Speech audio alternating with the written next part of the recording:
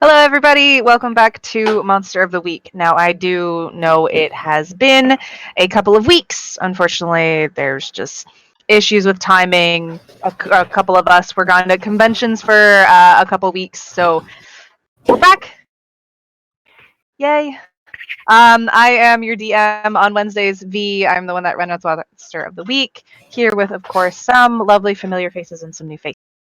Of course, always start out with those sponsors. D&D Beyond, though we don't use it tonight, we do use it on a couple of our other games, which you will see starting tomorrow as we start Descent into Avernus, and of course Monday night with Cap on the Escorts. Of course, there's also Lucky Dice Cafe if you're looking for live games in Huntsville, Alabama.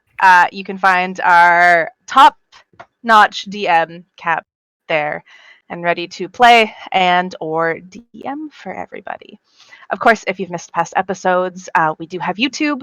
And if there's anything else you are looking for, information on players, characters, or you know what, just looking for information on how to DM, we do have a Patreon where Cap is there to help you out.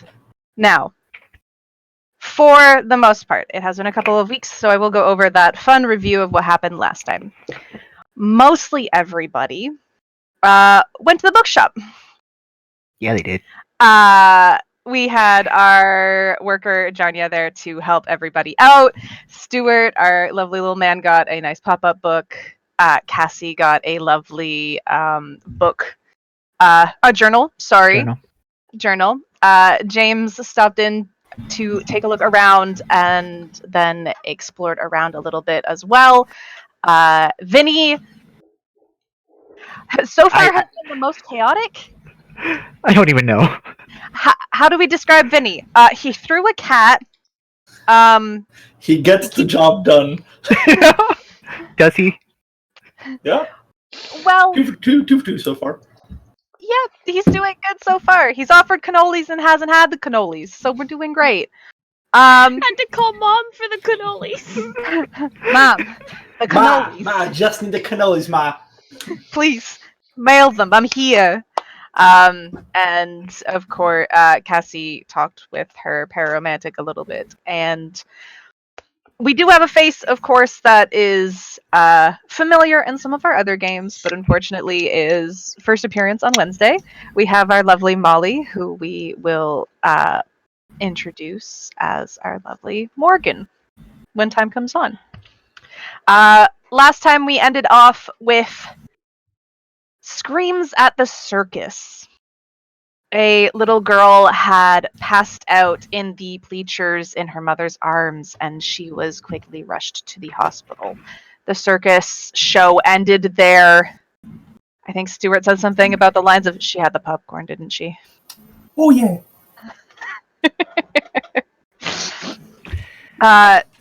And that was well into the night. It was about 9 or 10 p.m. Remember, Jarnia was at the circus. Mm-hmm. Jarnia was there. Stuart was there. I don't remember if anybody else was there. Stuart lives there. God bless his heart. I'm always Vinny, there. always there. I live there. Vinny went back. Besides wreaking havoc at a crime scene and the police station, I think he went back to the hotel. How's it wreaking havoc? I got two dudes to look for a quote-unquote cat. I mean, when you throw the cat. Details. Yeah. Semantics. Exactly. So we will start there then. As the night rolls in and the sun starts to rise the next morning, there are loud noises on the edge of town that can only be understood and easily distinguished as motorcycles. We see a trail of 4 people coming into town, and their first stop is the hotel that's just on the edge. Should I say the bookstore? The bookstore! No. Same hotel I'm staying at? Yes, it's the same hotel that Cassie and Vinny are staying at. You guys aren't necessarily awoken. They are loud motorcycles, but they're not they're not ones where they hit that rev and all of a sudden you're looking outside your window like, shut up. You know? So it's not a Harley. I mean, one of them probably is, but I see. It's There's got to be not a. one. It's not a Gotta be. compensator 9000. listen, they have motorcycles. I didn't know brands. One of them. You're the DM. You have to they're get nice. specifics. They're nice bikes. They're in good condition. They're well cared for. That's about all you're getting from me on the motorcycles until listen. Let me write this note really quick. Look up motorcycle brands. Alternatively, the my- note could literally just be my players are assholes. I wasn't done. My players are assholes. Is that in brackets or No, it's in yeah. Just in Yeah, brackets. It's in small. bold. perfect? Underlined. Underlined. Asterisks on each side. Just to Like, make sure fucking that we rip the remember. paper. I'm not gonna remember. It's in the folded paper now. As these people get off their motorcycles and book their rooms, I guess we can start with Cassie and Vinny. Do you decide that a motorcycle is worth your attention? I kind of like peek through my curtains, see what's going on. You see, 4 motorcycles are parked in the span of 2 spots.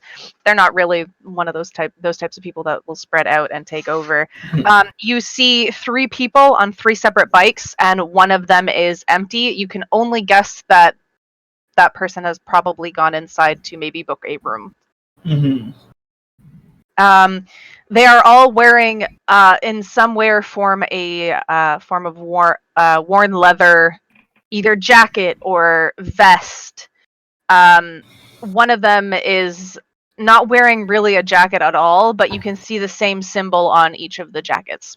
One is on the arm, and you can only guess there's probably a large patch on the back as well. Is this? Are we still? I forgot. Are we still in the age where cell phones have cameras? Yes. It's modern time. It's modern times. I don't know if this is like We're in the modern. 80s. No, Okay. we're modern. We're fairly modern. We're like this generation modern, maybe like Okay. a couple years ago, but we're modern. Do your mobile phones have cameras? You got not Vinny. Let me If it get doesn't give this. me radiation through the ear, I don't want any of it. Vinny got a flip phone. Vinny Or you cannot got one of those afford like the cool phone. ones that like flip up, and you got like the keyboard. He has those like little like crappy razors. Like the solid brick, like the solid sort of brick-looking ones, or is it one that like flips up, like No, the no, flat it's ones? like that Yeah, big. the ones that were like the thing to have before iPhones. He has that 'cause that's his professional phone. You mean the keyboard ones? Sure. Motorola keyboard ones? Yeah. There Hold you go. on, I am picturing this phone, and I need you to confirm or deny that this is the type Oh, of no. phone that he would have. Let me see. That's the Centaurus. Monster of the week. There you go. I Yeah, had one of those in so pink. I had one of Yep, those. that I is had it. a pink one. It's a razor phone. Yes. Yeah. That is it. Wow. And that's his professional phone. But it does He's have a not camera. very tech savvy. It does have a camera. Yeah. We are dating ourselves, ladies and gentlemen, and I hope you all feel old. I wish I could. It's not. We're not dating ourselves. We're dating Vinny because, we are. unfortunately, how old is Vinny? What He's era like- does this man's brain live in? He's 32, if I remember. Oh shit. I don't know if I can 29 really to show 32. everybody, but like, Now you're it's now you're sort of making me phone feel old. Yeah. there. Yeah. That's the phone we're looking at, ladies and gentlemen. Vinny's pretty much like, if it still works, he's gonna use it. Doesn't matter how old the device is. He doesn't really like changing things. Oh, good. Mhm. God bless his heart. Yes, you do have a phone with a camera. Okay. Kind of take a quick snapshot because nothing in this town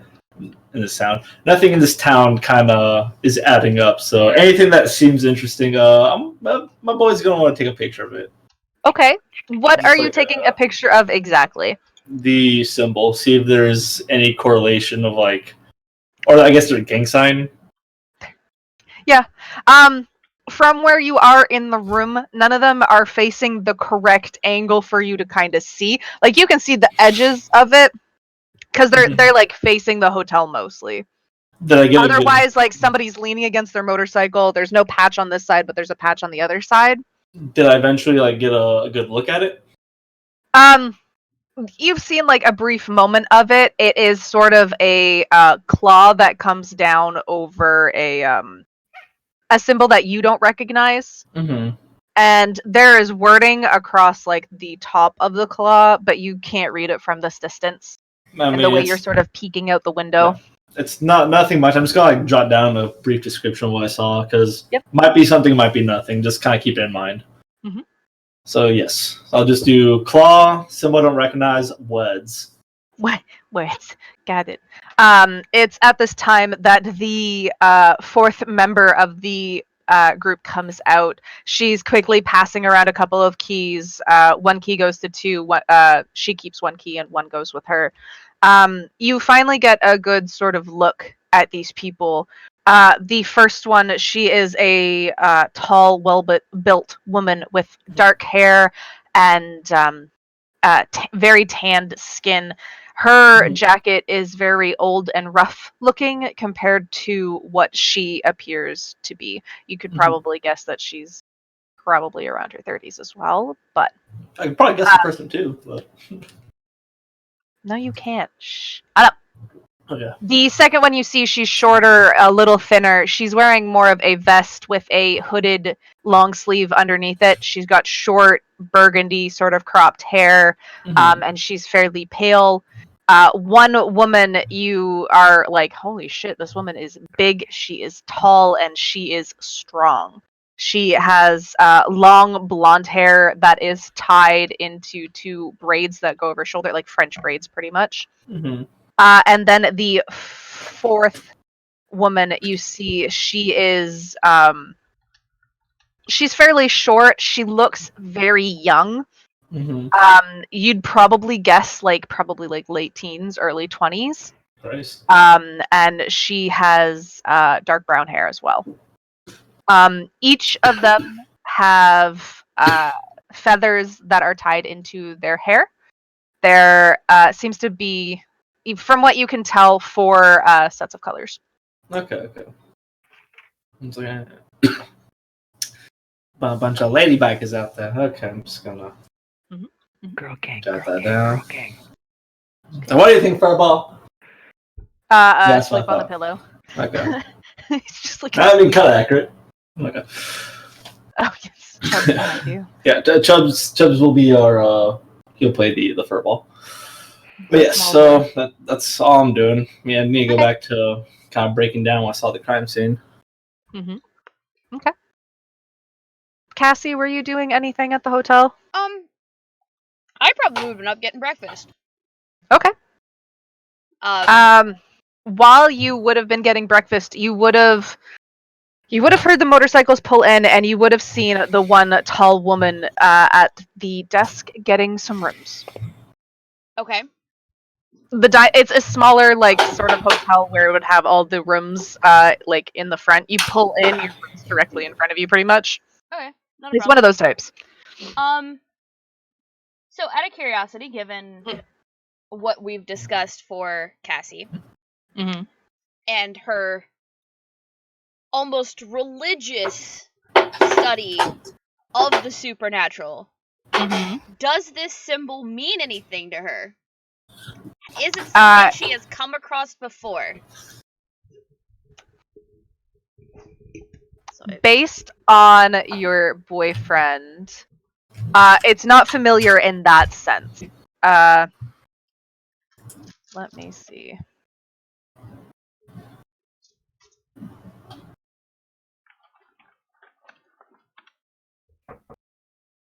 No, what I asked. You done goofed. You done goofed. The symbol, you can tell, seems like a sort of old Greek mythology symbol. Where is Cassie from? She's not from this town. She's visiting. Through your travels, you would have heard stories about a girl gang that goes by the Harpies.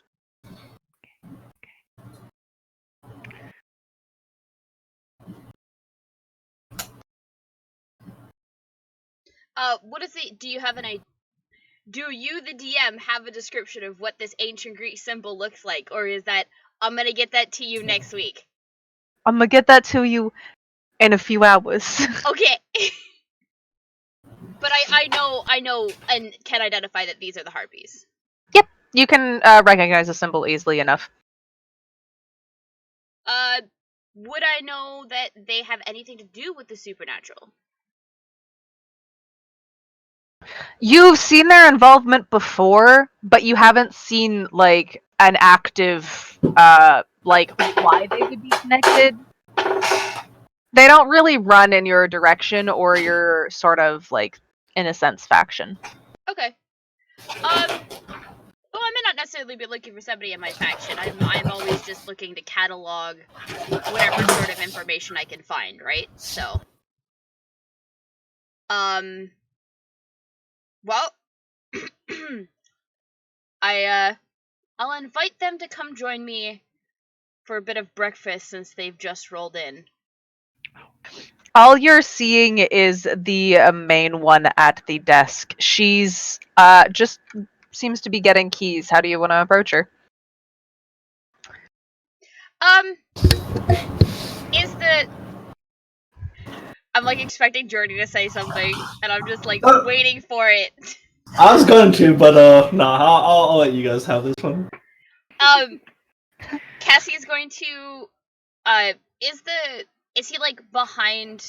I'm assuming like it's a front desk. Mm-hmm. Is he off like in the back getting keys, or is he like have She? Sorry, she. Yep. She's the innkeeper would be the one giving them the keys. Okay, sorry. I was like, I should have been more specific. I apologize. There's like little boxes behind where you could easily like pull a key out to grab it.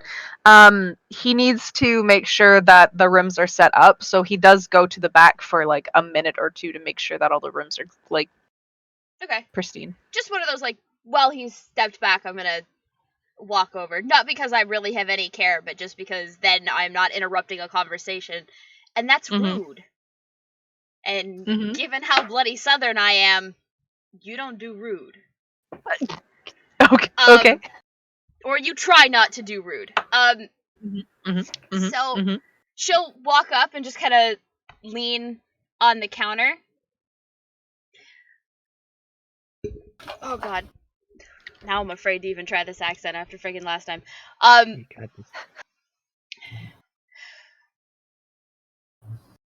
Well, it ain't often that I get to see the harpies in action. You wouldn't mind joining me for a spot of breakfast, considering the fact that y'all just rolled in, would you? I'd love to have a chance to talk and get to know a little bit more about your organization. She's wearing the necklace that is very clearly her boyfriend's. So, like, this is not... I'm not an idiot. I know about the supernatural. This is very clearly a magical item here. Okay. So, it's one of those, like, she's trying to be subtle, but probably not succeeding. Subtlety may not be her forte. She's trying, and that's what matters. This woman turns to you. How tall is Cassie?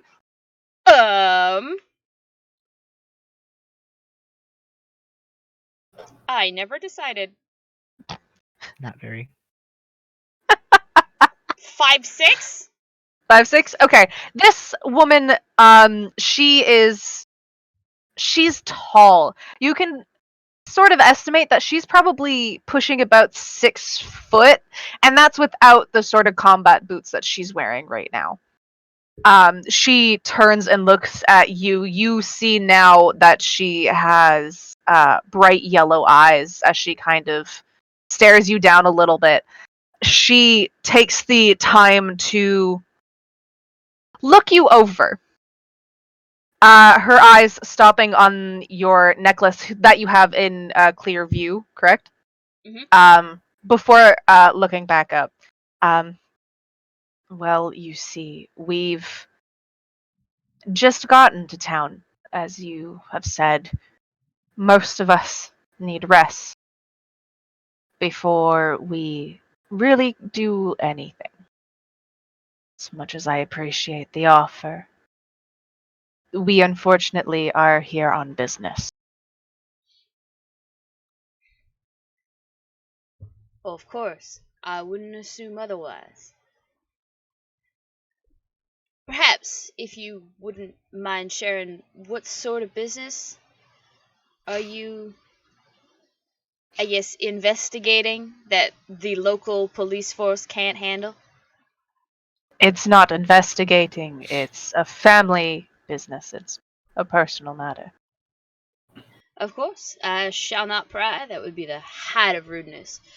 Um, well, I would still like to get a chance, if you would be so inclined, to talk with you and your members that are here with you, in the hopes that I might just learn more about the harpies. That's all. I'm very curious, purely from a, shall we say, personal journaling point of view. It doesn't get published anywhere. I can see. We'll see. I have business to attend to in town, but some of my girls may be willing to speak. Take this. She pulls back her jacket and she pulls out a small piece of paper and she hands it to you. This piece of paper has a cell phone number on it. My name is Layla Griffith. And I can spell that if you need me to. Laela? Lela. Lela. Okay. Yep. I had one too many A's. That's fine. That's fine. Griffith? Griffith. Yeah. Griffith. No, FF. no. I know how to spell Griffith. It's okay. ITH. Okay. Sorry. No, I'm having berserk flashbacks. It's okay. Fantastic. We're here for it. So she hands you the paper, and as you take it, she takes her hand back and shoves it into her pockets. We're busy today, but that number can reach most of us. Really quite easily, actually. I'm the leader, but if you tell the girls that I said it's okay, they'll talk. Probably, most likely. Well, I certainly appreciate it. Thank you very much. And if you do, of course, want to take me up on my offer for having sharing a meal to make things a little bit more comfortable, I'd be more than happy to oblige. Depending on how today goes, we'll wait and see. Of course. At that time, the desk man, the bellhop, sort of comes back and places the 2 keys, or the 4 keys, but sets of 2 on the counter, and Layla quickly scoops them up, keeping them sort of separate just in her hand by fanning them out.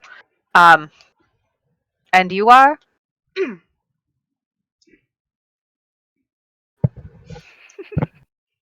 How incredibly rude of me. I apologize. My name is Cassie, and it's a pleasure to meet you. I actually haven't given her a last name. I'm going to get back to you on that. Well, Cassie, depending on what you're dabbling in town, just be cautious. There are many more things here than Smithsdale cares to show. Oh, that's the case with many a town that I've been in, so I ain't no stranger to it, and it won't be my last. But I appreciate the word of caution. Of course. You have yourself a good rest. You have yourself a good day. She'll turn and she will leave. As you were standing with her, if you looked her over, you realized in her hair there were feathers that were tied in.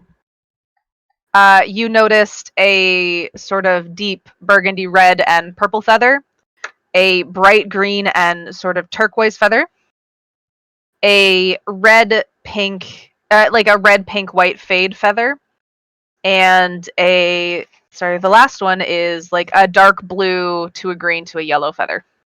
Do you have that like typed up that you can copy paste that to me? Yeah, I can send that to you. Thanks.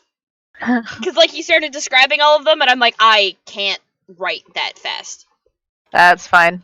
But I tried. I got to Burgundy, and you were already on feather number 3, and I was like, oh, okay. I will send that to you. That's my bad. I noticed I was talking fairly quickly. I Nope, realized. it's all good. I'm just not gonna make you repeat them till I got them all down. So then I'm just gonna go back to my breakfast after that. Mind my spelling. 1, 2, 3. Okay, perfect. All right, beautiful. We have a couple other people to speak with. Let's see. Jernia, Hi. you have not been called to work at the bookshop today. Quincy has never really had a set schedule for you. It's usually sorry? I was gonna say I actually text him if it gets like kind of late from when he usually calls me in. I would text him and be like, "Hey, you need me in?" You wouldn't. So normally we'll say if he does need you in, it's usually about like 9 or 10 o'clock that he tends to text you or awkwardly call and leave a voicemail because it's not good with phones. I answer and he's like hangs up immediately. I'm like, shit, I need to make him to answer. It's about 9 or 10 that you're used to. It's about 11:30, 12 before you get a text asking you to come in for a few hours because he has to step out. I'll text back. Yeah, is everything all right? This is a little later than normal. You get a text back. It's one of those sort of like, didn't really expect to need you today. Unfortunately, a friend is in town and I have to deliver something. Okay, I'll be over in a few hours, and I'll go get showered and stuff. Okay. Perfect. The bare amount of makeup to hide blemishes. Maybe she's born with it. Maybe it's just a little bit of makeup. Perfect. All right, Stuart. The circus has been busy since last night and this morning. There's been a lot of police presence today. The little girl that was taken away from the circus in an ambulance with her mother and the father and son that rushed out after them is in critical condition. A lot of police officers are going between people and asking things like, did you see her eat anything? Did you see maybe her mother give her something? Did you see her take something from a stranger? It is taking a while to get through. How big of a circus is this? It's fairly large. Like there's quite a few acts. We have we've got quite a few live animals. There's a few lions and at least one elephant that I know of. Yeah. That you know. So fairly big. Okay, perfect. Whenever it comes time to questioning you, it's with Bruno present. They started pairing people up because some of the officers needed to leave or go, or they just realized they didn't realize right away how big of a circus it was, and if they realized like if there's any family members, it's easier to kind of question them very quickly together at this point. Bruno kind of lets you take the lead when it comes to the questioning, just because even though like he was doing acts and stuff, a lot of the times he doesn't really pay attention. Well, not that he doesn't pay attention to the crowd. It's not that he's looking for people specifically. So he may have seen the girl, but it was very much one of those things where it was like The fact kind of thing. yeah. It was in quick view, and if anybody would have probably seen something, like, it was probably Stuart. Looking out of the crowd, maybe if helping people set things up, he may have noticed something. something. So probably Stuart's probably just out cleaning. Yeah. You know, he's close to the floor, so picking things up. That's easy for him. Yeah. It's this kind of this bigger officer is the one that approaches you. He's a little heavy set. That's what it is. He's kind of he pauses you in your cleaning and just like, you mind if we get a statement? Yeah, sure, bud. What do you need me to say? Well, in your own words, if you saw anything last night. Oh, I saw. We've got quite the show. I see a lot of things. I did see. Man, you should check out the strong man. He's quite the act. And he looked over at Bruno. Yeah.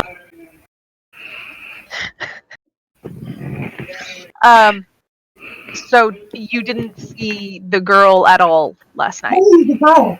Yeah, I saw the girl. That was close. Did you see that? That was wow. It's like black stuff coming up and everything. It was wild.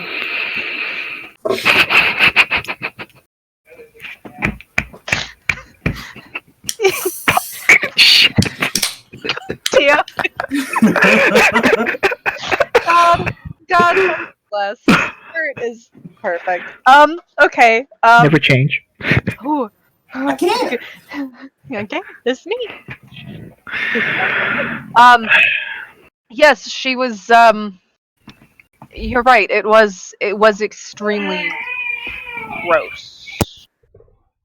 Did you see if she ate anything or took anything at all? Were you in an act? Or are you just... Well, no, I just clean most of the time. You know, when everything's set up, it's easy.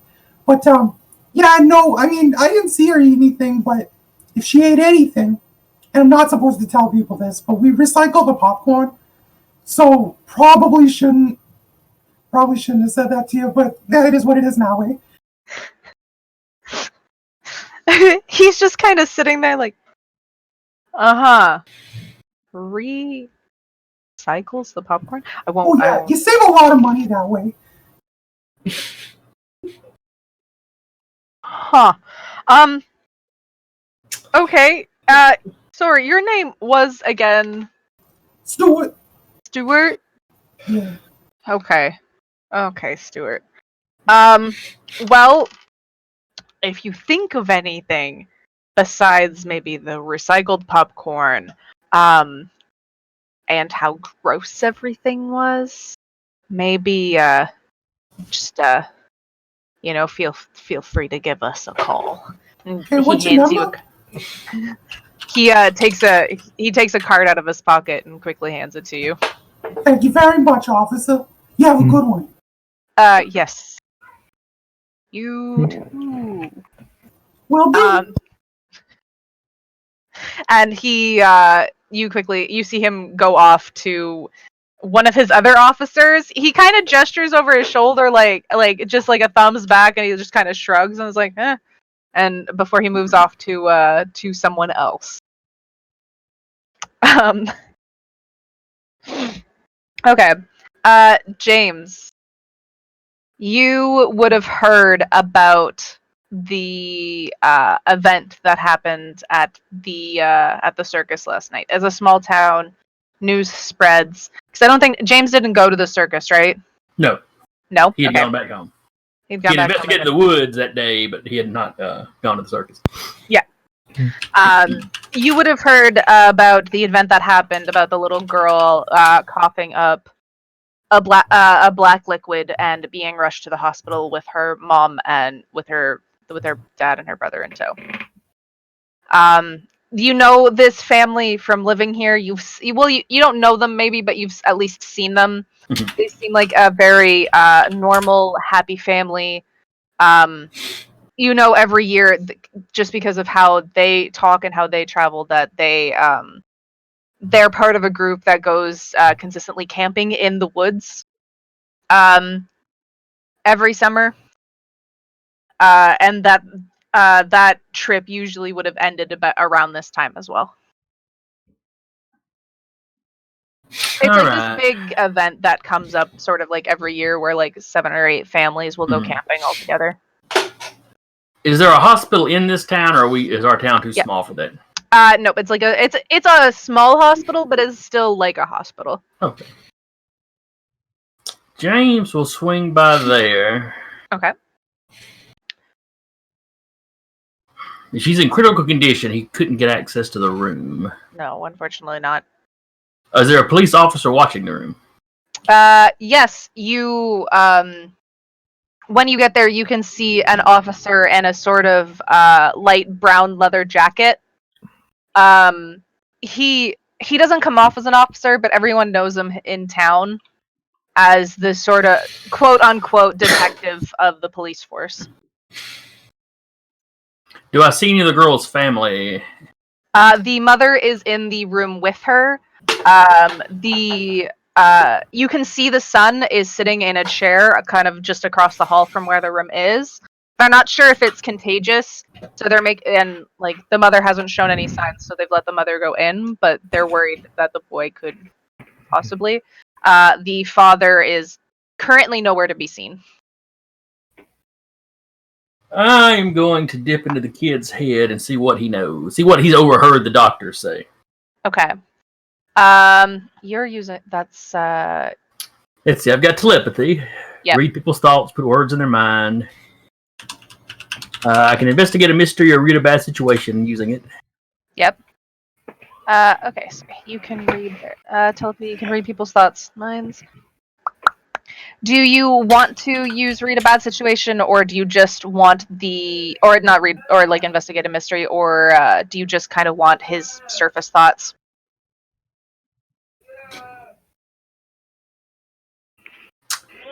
I'll start off with just the surface thoughts, and if that doesn't work, then I'll investigate it. If I don't get anything useful, I'll investigate a mystery. Okay. Kind of poke him to make him think about specific things. Yeah. His surface thoughts, he's tired and he's definitely freaked out about everything that's happened. You kind of sorry, it's Jordy's brother. You kind of get like they had just come back from camping. She seemed fine. She seemed normal. You can hear that he's thinking that at one point she disappeared for a little bit, but it felt like it was only 5 seconds that he had seen her get up and go, and then most of the other surface thoughts is that the doctors don't seem to know what's going on.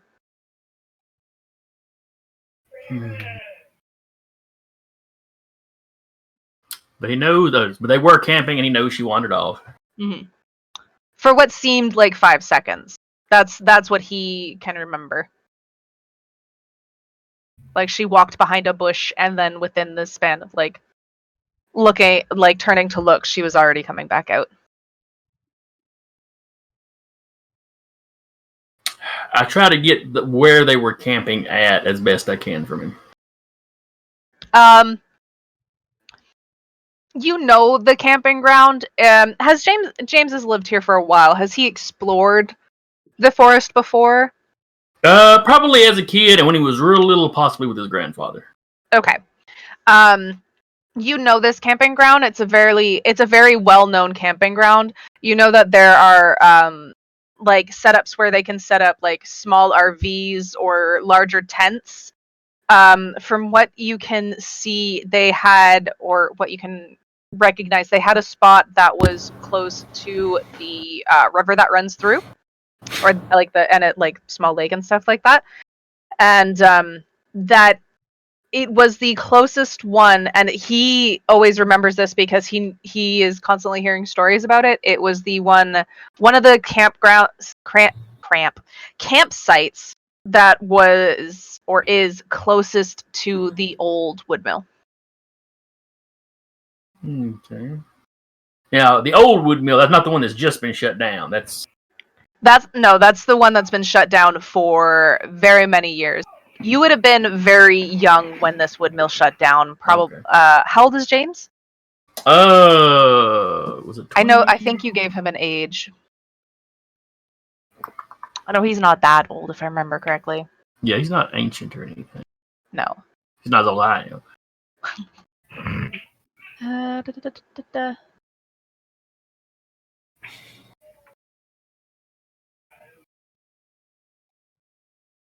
Now at 22, I see it. I found it. Okay. James would have been about. You would have been about maybe 4 or 5 when this wood mill closed down. It's been closed down for a very, very long time. It's usually gated off, but they never got around to taking it down. Okay. So it's just been this big shut down building.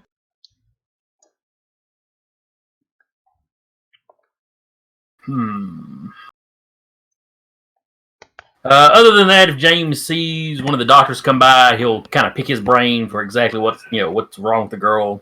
Okay. You get things along the lines of she's currently comatose. They've seemed to have stopped her throwing up the black liquid. Right now, it's sort of like a medically induced coma that they've put her in, because when she was up, she was consistently sick.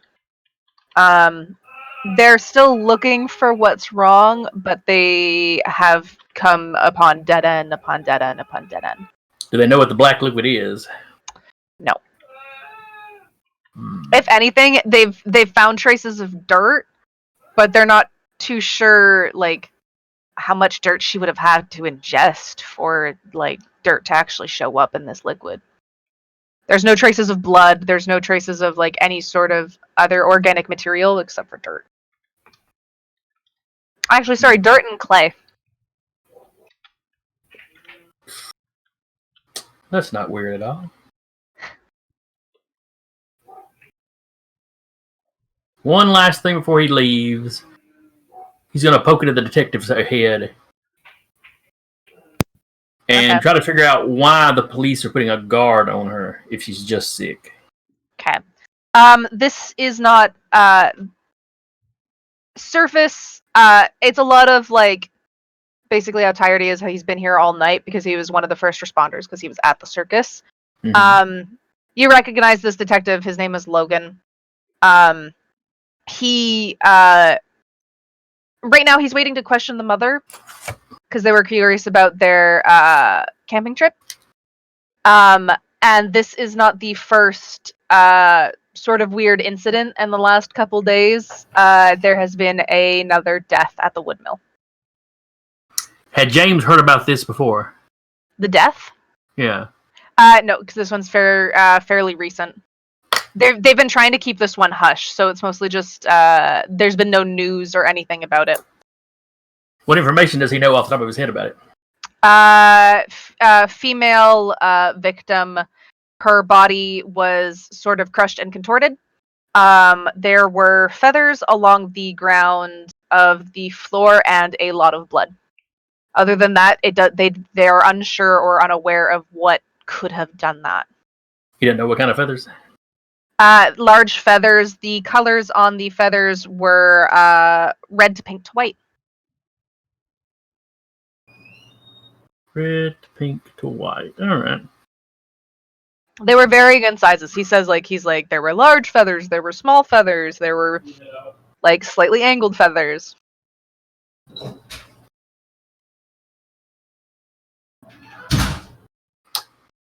Okay, James is going to take off from the hospital then. Okay. Doesn't want to go into the woods by himself. Might go hang around close to the police department and just kind of pick the brains of whoever walks in or out, Okay. Just trying to pick up more information on him. Mm-hmm. Okay. Get him a coffee, sit down somewhere, close enough to see people coming and going, but not be overly suspicious. Yeah. There's a little it's like a weird like bistro coffee shop that's like not right next to the police station. Actually, it would be across the street. Oh, it'd be a good spot then. It's like it's the perfect spot. Police officers go in and out. That's their favorite spot to get coffee, kind of thing. So that would be a very good spot. James runs by for brunch then. Time for food. Perfect. Finally, Morgan. Who? Hello. Who? Morgan are unfortunately they were not here for our first session, but they're here now. Explain to tell us a little bit about Morgan. What does he look like? He is about like 5'9", 5'10"-ish. Not too tall. Not incredibly tall, I should say. He has like short, dark ginger hair, and blue-green-ish kind of eyes. His skin has a deeper tone to it, but it's not a natural deep tone. It's like a darker tan, but it's got this orange-red kind of undertone behind it. What's interesting is he's got little baby nub horns coming out of his head. And he's dressed in very fancy clothes. Like a white button up and a vest and some black dress pants and dress shoes. Yeah, and he's very dapper. Okay. Now, Morgan is the age that he goes to the small college in this town, correct? He is... Student? I don't think I ever justified if he was a student or not. Okay. I think, like, if he was, he'd probably be close to graduating. He's, like, 23. Okay, perfect. This town isn't... It's not what you're used to. Smithsdale is definitely more of a smaller, close-knit kind of community. Your mom and dad would have made the decision to send you here. Your dad very much told you, make sure you style your hair, hide those. Not a lot of people are used to that kind of appearance. But do your best in this town, and we'll see where it goes. And that was the last information your dad had left you with. Before going back, basically to his plane of existence. Your mom keeps in touch. She makes sure to email and text and call, and if you don't text her at least once a day, you're getting like 3 calls. In the span of like 2 hours, basically. Why aren't you texting me? Hello? Please. She's there, and she's always just worried and wants to make sure that you are doing okay. Smithdale, you've realized, is kind of a little pit of supernatural energy. You don't necessarily always see it, but you kind of have the sense and feel of it. You feel a large pull to the forest. There's a couple places that you would normally like to steer clear of because it's not a good presence unless you're a little baby bastard and want to explore those sections. You've met a couple other, not people like you, but in the sense of idea, kind of work along the same lines of you. One guy that you've met, his nickname is Bones. He has become a good friend of yours. And Matty, stop. I see that look and I'm like, huh. His name is Bones. He's kind of this sort of like skateboarder dude. You've never seen him eat, you've never seen him drink. He doesn't go to school. He just kind of skateboards around or he chills on the bus. Sometimes he's a little cryptic. He likes to talk in rhymes or riddles. And if you ask him a question, he always makes you sort of like, well, what are you going to give me for it? Kind of thing. But, in all, he's a really cool dude, and he kind of made best friends. He's at least been there for you if you ever need someone to rant to or cry to. And that is Bones. On this day, you recognized a strong presence You've recognized a strong presence towards the edge of town and quickly move and spread out. You recognize these peoples from your more hometown from like a couple towns over. You recognize their presence as the Harpies. You've seen them before. You've tried to hit on a couple of them before. One has very much passed you down and like, don't look at me. Don't talk to me. Please back away from me. But yeah, the Harpies are in town. You've known the Harpies to never go anywhere without a purpose for doing something specifically, kind of thing. Where does Morgan live? Does he have a small apartment? Oh yeah, he's probably at this point living on his own Mm-hmm. in a small apartment. He definitely has a cat. Okay. Cat doesn't like him very much, but he's got the cat. Male cat? Yeah. Yeah. Little kitty cat. It's not a very big apartment. Okay. Most likely he doesn't pay for a lot of it. Either like mom or dad sends him money for Okay. it. He'll pay for part of it, but he's still a student, so. Yep. As long as he keeps his grades up, his mom is more than willing to pay for that apartment. Dad, on the other hand, is like, I don't care about the grades. Just do your job. And mom's like, no, he needs an education. That's mom and dad are great. God. Okay. What is Morgan doing today? Today, sounds like the bookstore was a theme. You're not wrong. Go learn. I don't The know. bookstore is important. You've gone to this bookstore before, I'm gonna say, hoping that there are books that maybe you could, get for cheap for school. And you've been lucky a couple times where you found your class books and you're like, huh, I didn't think they'd have that, but they had it. You maybe paid like $15 for the books, and you're like, huh, this is like $150 book for like 15. I'll take it. The bookstore is weird. You've seen Quincy a couple times. In your eyes, he is like an attractive, tall, slender male. Tattoos seem to cover. He dresses fairly fancy, where you're like, coat over the shoulders. That's some nice class. There are a couple things that are a little off-putting in the store. You've noticed. The dolls mostly. The ones that definitely spread out across the store. Like, I don't like that. I don't like that at all.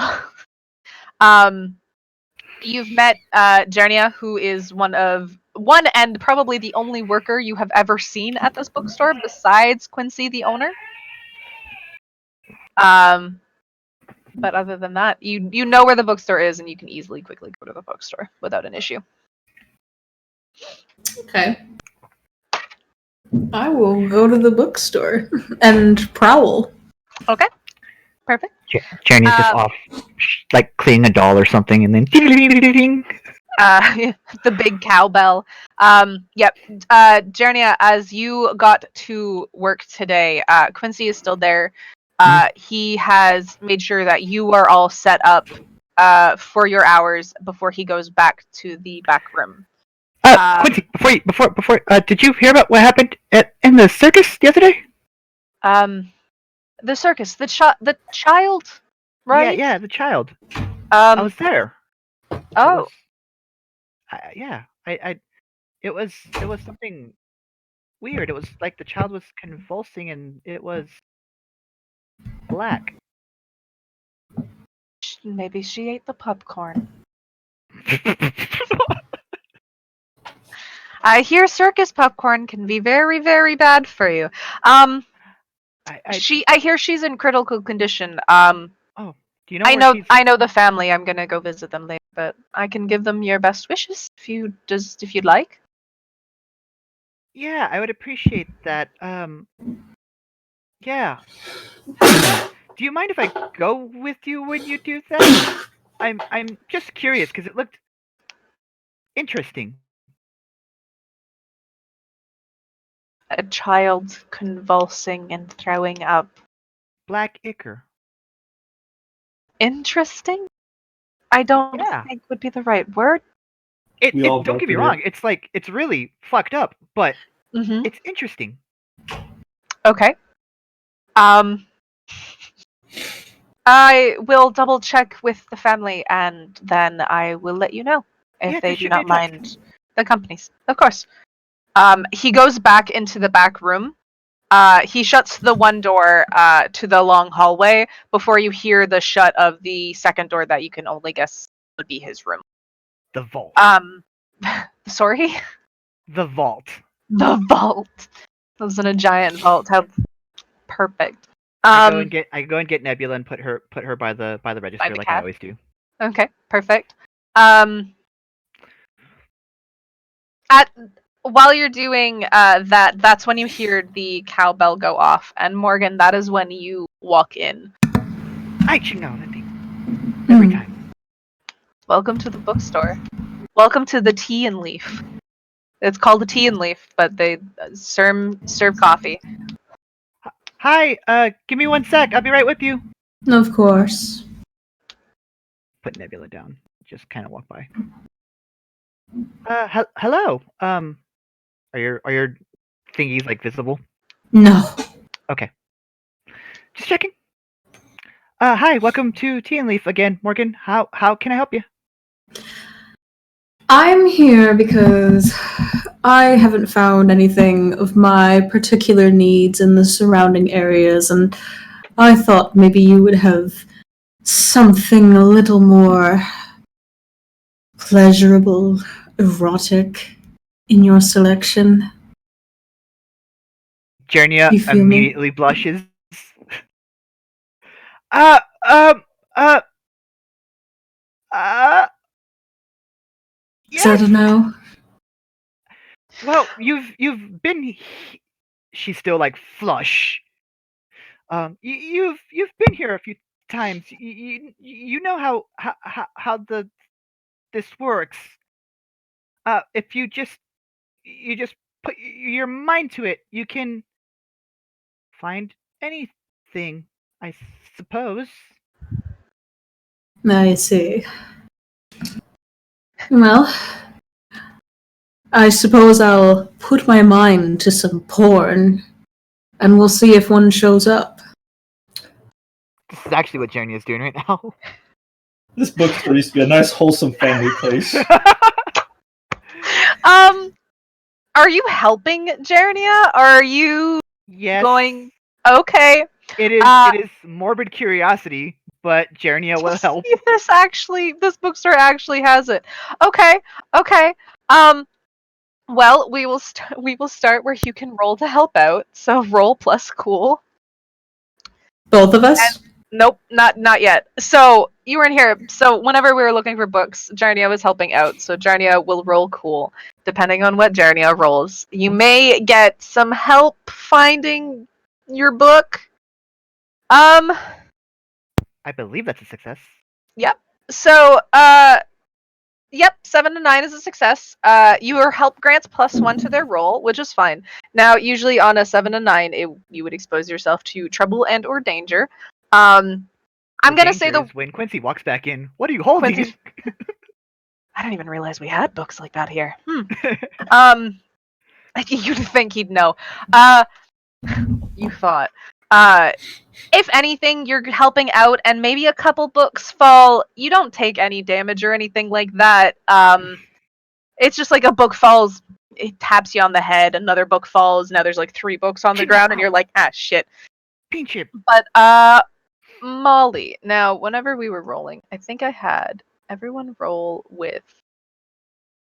Was it sharp? Mm-hmm.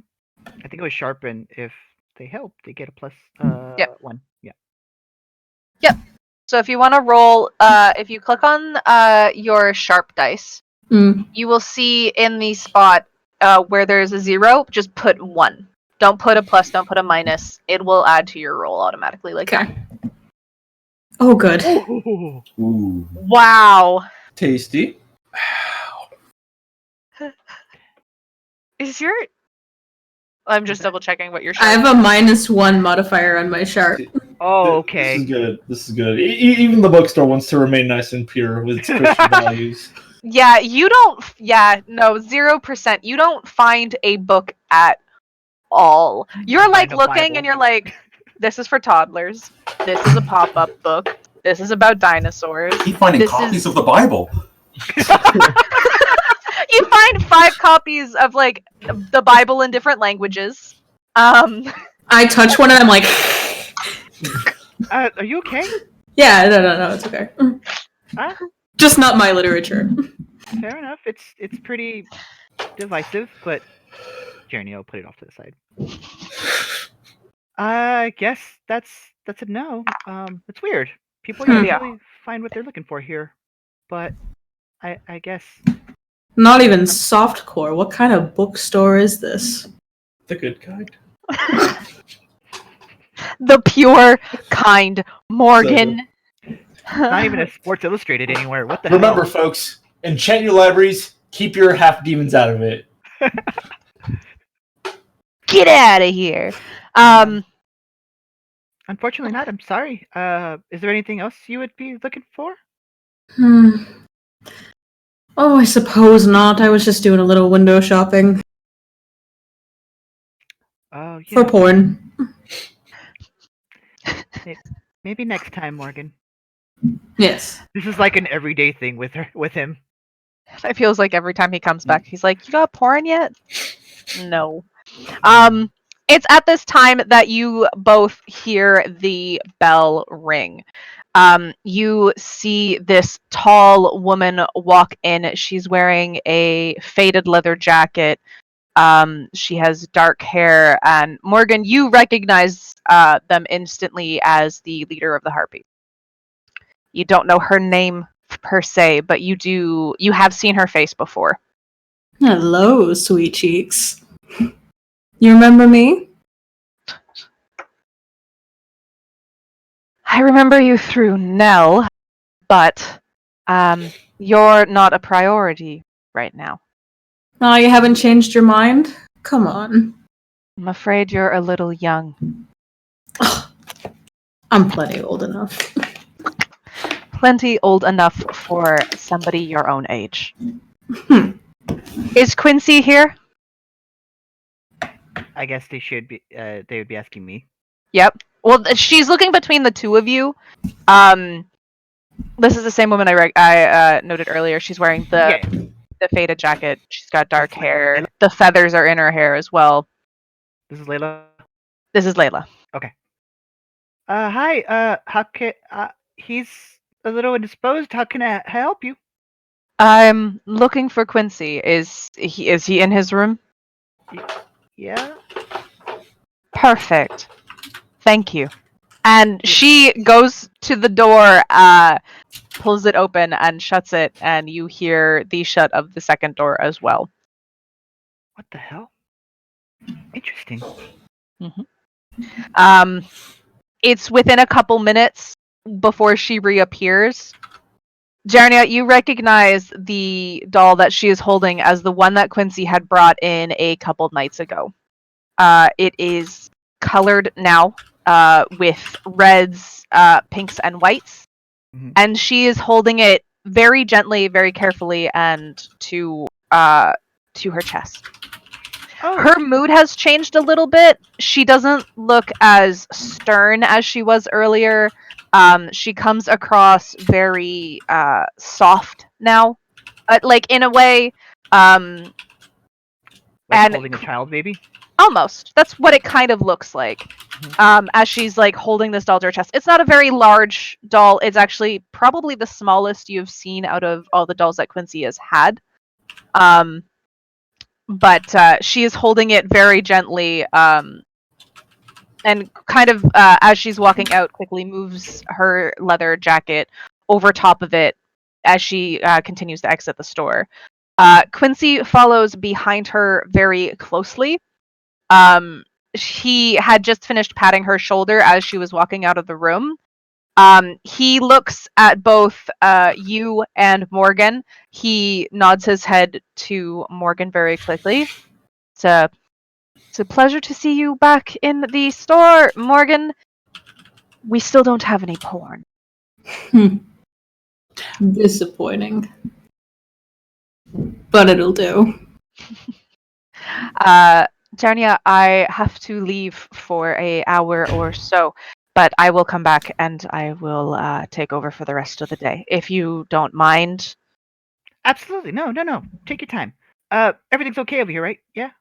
You guys are good in there? You're good over here? Yes, she's just an old friend of mine. Ah! I was just fixing something up for her. Gotcha. But if you don't mind, I will have to be on my way. I'll still be in town if you need me. Kind of pulls out his little phone. Give me a text. A text, preferably. No calls for the next few hours. And he leaves behind Layla, leaving you two alone in the store surrounded by these dolls. Morgan, in a weird sense, you feel like you're being watched. Hmm. Yeah? Can we turn them all away or something? What? You don't like them? No, No? I don't. No? They're so adorable, except for that one. Which one do you point to? Toby. Toby. What's wrong with Toby? Well, one of them has to be her least favorite. Yep. Morgan, you see the one you see the one she points to. You see the one Jarnia points to. At its bright yellow, pinks, purples, and blues. It's a giant eyesore. As someone who enjoys making sure that their appearance is perfect, I'm gonna say, is that Morgan's type? Oh yeah. Toby, you look at Toby and you're like, ugh. Yeah, that one, I mean, points for trying to be original? I don't know. But, Yeah, I guess. yeah, yeah, and the other ones don't really seem to bother much. It's just, they're just here. Mm-hmm. Would I have Lovely. a sense for Morgan's personality? If he's been here a few times? If he's been here a couple times, yeah. What's Morgan's personality like? He's very charming and holds himself really high. He's a little bit of a snob, but only a little bit. Not too demanding. A charming man. Okay.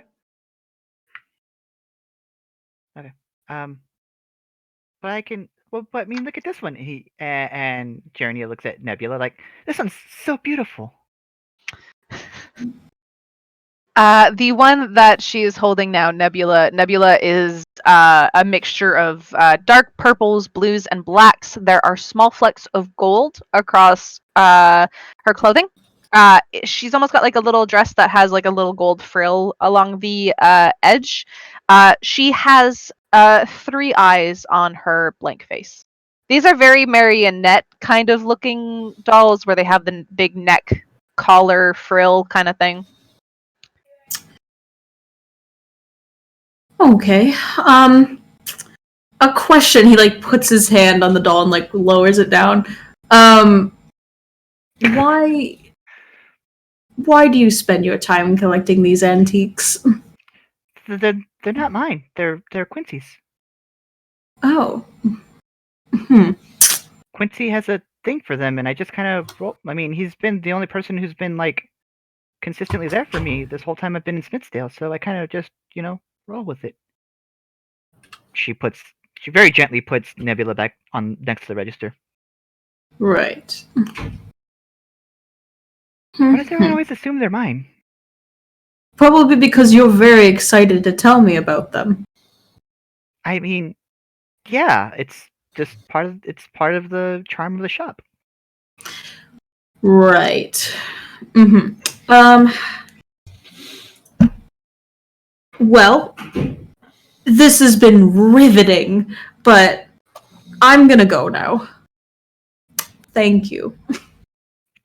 Come back next time, you might find some porn. Oh, I can only hope. And then Sorry, we'll call it smut from now on. prawn.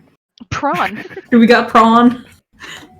There's probably a restaurant that serves prawns if you want. Moving back to Tasty. moving back to James for a moment. You've been in front of across the street from the police station, probably for about an hour before someone you don't recognize from town that pulls up. She rides up on a motorcycle. She is smaller in frame. She pulls down a bandana from her mouth and sort of whips off some sunglasses and puts them in one of the pouches on her bike before she goes into the police station. She's wearing a leather vest that has almost like the same style of shirt that I'm wearing right now, a long sleeve with a hood on it, a very thin sort of sweater underneath it. She has dark sort of burgundy red purple hair that's chopped. And she steps into the police station. Quick sort of a raise of surface level thoughts. She is here to double check on someone who has recently passed away. Does she have a name for this person? You get the name Faith. Faith? Faith Griffith.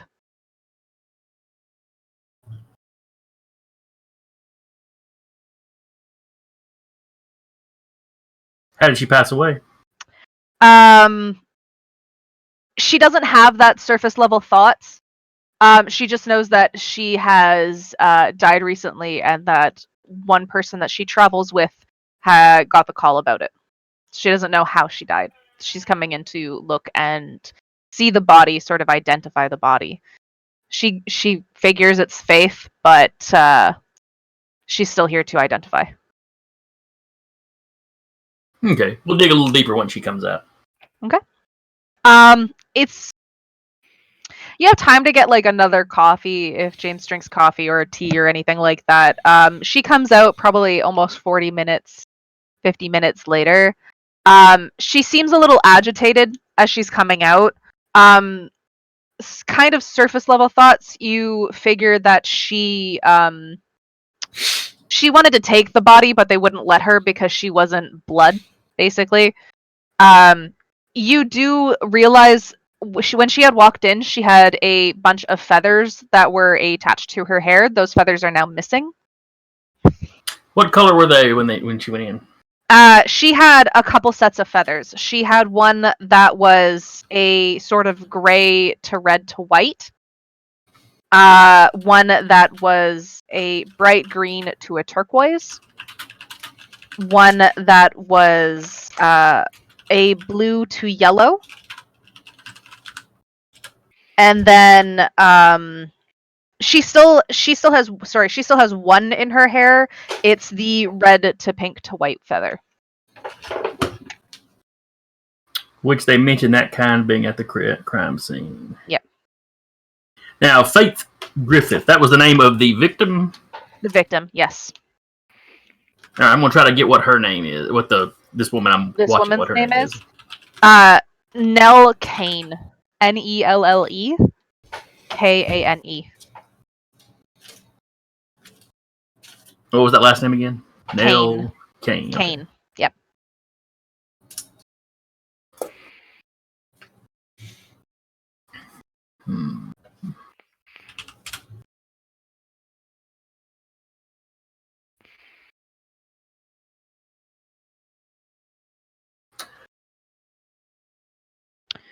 With my sight, Yes. I see invisible things, especially spirits and magical influences. Is there anything weird about the feathers? Or about her, for that matter? About her. Let's see. You can see invisible things, especially spirits, magical influences. Do I need to roll to investigate the mystery? Or? Yeah. I'll let you do that. We'll see how much you much you fully see with that. All right. Investigate the mystery is my sharp. Yep.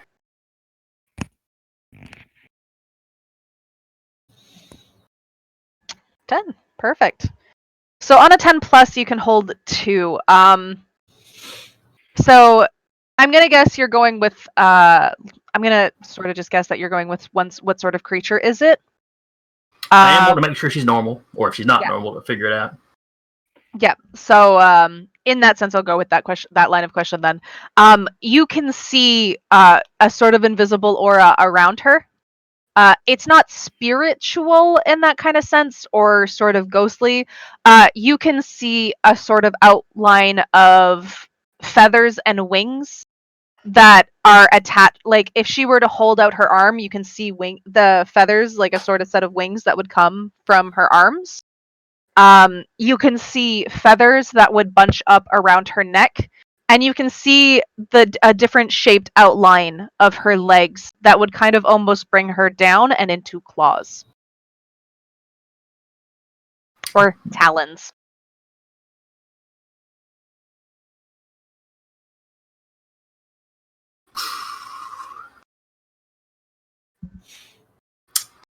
So even when so anybody with any kind of familiarity with mythology would look at this outline and go harpy. Yep. Okay.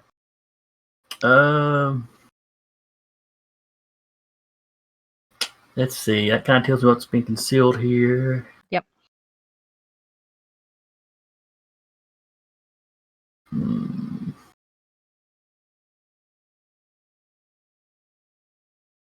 I'm going to use the where did it go? I mean, she's in the process of leaving.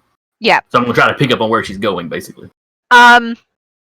So I'm gonna say that it's sort of a tracker at this point. You can feel like whereabouts in town that she is going or where she has come from.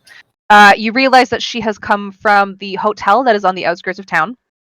And it seems like she is heading towards the forest as she gets back onto her bike and flies past you, turns a corner, and makes her way more towards in town, and then back to the outskirts on the other side, where where the church and the forest laying behind is. Now, I can't remember from first session. Did James have a car or a motorcycle? I know we gave him a vehicle. I think he had a truck. He had a vehicle. Maybe it was a truck. Maybe he had his grandfather's old truck or I something. think he had a truck. Yeah, I think he had a truck. Okay. I remember he had something. I couldn't remember what it was. Yeah. Okay. I know it wasn't a motorcycle just because I remember you I get into the seat and you made the whole trek around the forest. Yeah. That's right. It was my first Monster of the Week character that had a motorcycle. Yeah. An Indian chieftain. If they asked me what kind of motorcycle, I could answer. Just say. Damn. Way to flex. I'm gonna go looking up bikes for you bastards now. That's my homework for the night. Okay. But yes, you do have a truck. For the record, we regret nothing. I regret everything. It's fine. But yes. Is James planning on following? I will say you where did it go? You have this sort of tie with her for maybe about 5 to 10 minutes. You can tell she made it to the forest, but once she gets to the forest and in the forest, you kind of lose track of her. It's just sort of like there was too much. Even though all the spirits or all the things you're used to feeling and seeing were pushed away from the forest, this forest still has this weird sort of aura about it. So it's not like that's the point where it kind of just naturally faded out. It's like she entered the forest and just kind of got chopped off. It's like radio interference. Mm-hmm. Yep.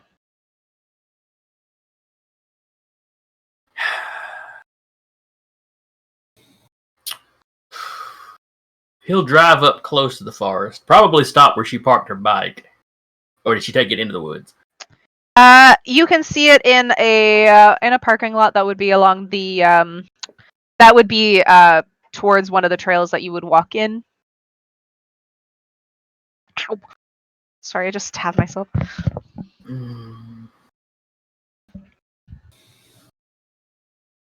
What? Can't believe can V just died. Yep, I just got stabbed by my fucking duck pen. You see the bike, you don't see her anymore. Your only guess is that she would have gone into the forest. He's gonna pull back to the hotel because I'd sensed that she'd come from the hotel, and that she was here on behalf of a relative. Yeah. So I'm gonna go see who else is staying at the hotel. Okay. He did not want to go to them woods by himself. When you get to the hotel, you see 2 bikes are parked outside. One seems fairly large compared to the other. They're parked in the same spot, and that's about all you see. You see a couple other vehicles here and there. What does Vinny and Cassie drive? Vinny drives like a 79 Chevrolet. I want to say I down for him. I feel attacked. Don't say names. You gonna post Maddie, it? don't you dare say the supernatural car, because that's the one I'm gonna guess you fucking know offhand.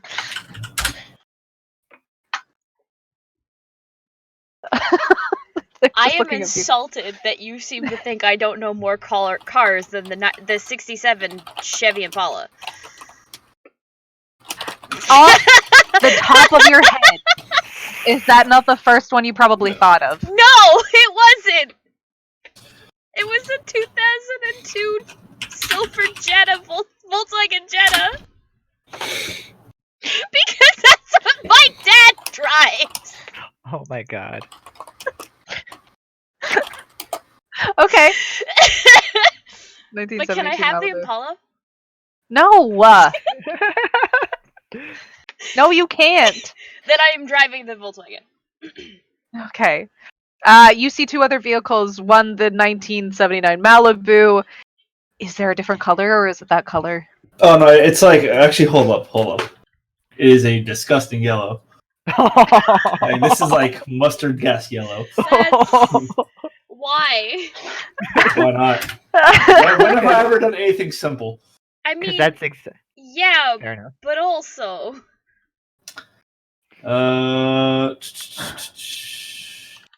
We need something that just says I am old and I am ratchet. The man of the hour, ladies Benny, and gentlemen. ladies and gentlemen. So you see a 1979 Malibu in what, mustard? Like this yellow? Okay, here, hold on. Like my top yellow? I'm putting it. We delete that. Oh, he's got a specific... Well, he actually has. Oh, that's disgusting. Oh, I love that, actually. I kinda like it's it. really cool. Of course you would. Yes, Cody gets it. Oh, wait, are the doors welded shut, though? Only the passenger side.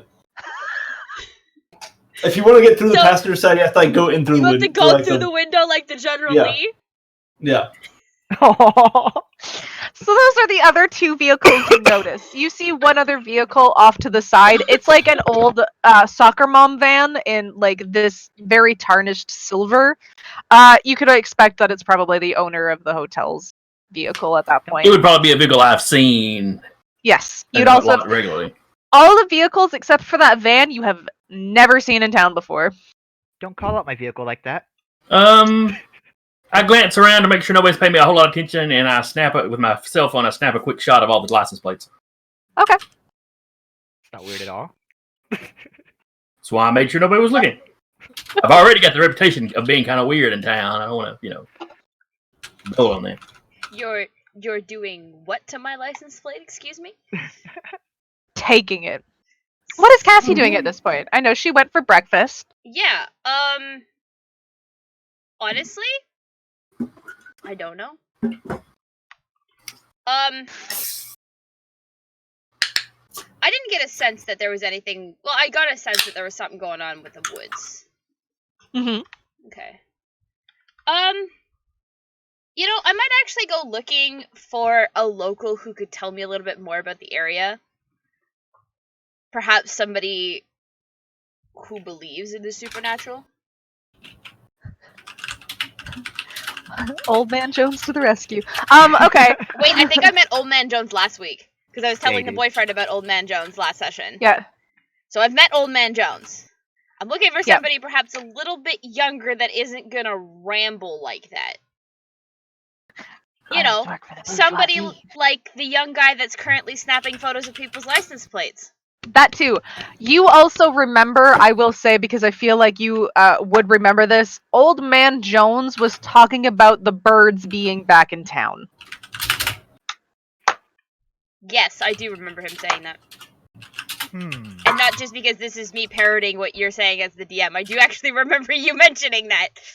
The birds are back in Back town. in town. I'm so glad we had that. But yes, that would have been that. There's a little bit of commotion, James. You see two women coming out of one room. One is a very large, muscular blonde that has a group of feathers in her hair that you recognize from Nell going into the police station. She is getting on the larger of the motorcycles, while another young woman is coming out with the same sort of feathers, getting on the smaller motorcycle, and they are kicking their bikes into gear and getting ready to pull out and go back into town, it seems. Do I see the same outline around them with the sight? If you are looking for it, yes. You see, though, for the smaller one, the feathers aren't as like you see with Nell and like you see with this larger woman. They're not as long in length. Almost as if she was younger and maybe just like sort of seeming to come into it. The larger woman's feathers are longer than what Nell's were, but you could kind of guess maybe that's just from her sheer size. She's like a 6'1", 6'2" woman. But she's got like a very big collar, while the other one has like just a small little one.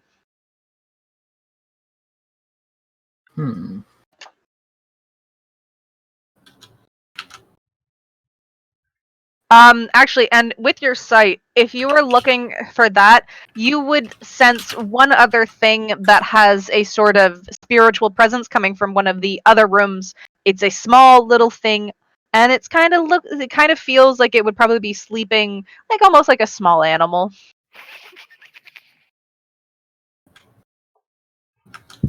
So it would. It's If like we it's go, Freak Week here in town. All the weird crap is showing up. Yep. This is not a good sign. Could be a great sign. It'd be a great sign. What's the sign you were waiting for? Does he also catch the sight of like magical items? Magical auras, I think is what it said, or magical. No, wait, that's my telepathy. Where's my sight? Yeah, you see invisible things, especially spirits, and magical influences. Yes, so you would also feel a small little magical thing from like a pendant, almost as if somebody was wearing like a magical necklace. Let's say. And it's coming from one of the other rooms. So if we say like there's 8 rooms, 1 and 2 you don't feel anything. 3 you kind of feel like this small little creature. It's where the yellow vehicle is parked in front of.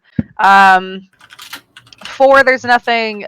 5 had the 2 women come out, get on the motorcycles and leave. 6 has nothing. 7 has nothing, and then 8 has the small little pendant With the Jetta Right. parked out front. with the Jetta parked outside. I make notes of all that on my phone. All right. Ugly yellow car, magical animal, Jetta, magical item, motorbikes, harpies, note the room numbers. Before I leave, I'll get where I can get a view of the guy at the front desk and just kind of pick his brain for when all these people showed up. Trying to figure out if they're all together or if just, everything weird decided to show up in the span of a couple days. Yep. So room 8, you get single female. Room 6 and 5, you get that he gave out 4 room keys to 1 woman for 6. What you can see from like what he's kind of looked over is that there's 4 women, 2 are staying in one room, 2 are staying in the other. And then in 1 and 2, there are like there's one has a young couple, 2 has just there's people in there, but they're just regular folk that you'd recognize from town, or like people that are just traveling through. And then 3 has a weird sort of detective like man, sorta.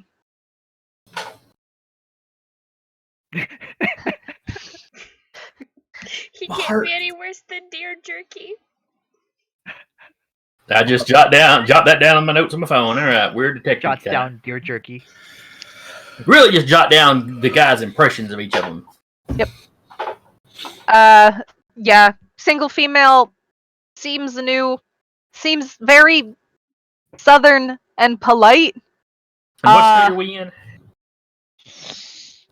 That's a good question. Definitely not. Oh, I thought it had come up. No. No, I hadn't mentioned, but I will make We're sure. not specifically Southern, or she wouldn't stand out. So. Yes. Right. Yeah. No. Yeah. That's definitely that. Yep. Yes, this woman is unnecessarily southern. Like, you guys might be, Honestly. like, in the South, but she is unnecessarily Southern. She's extra southern. Just everything I stand for in the South. Stand for or stand against? I don't Everything know, you stand around in the You South. you Stand like around. the accent, so I can't really complain.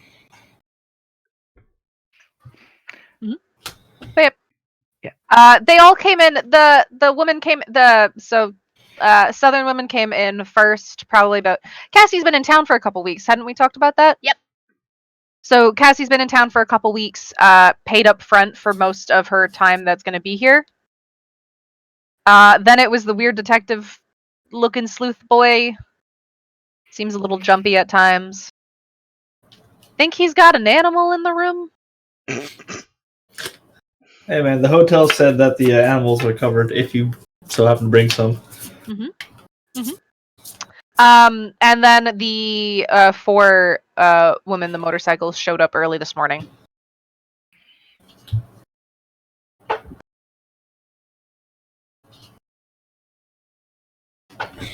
They don't seem connected.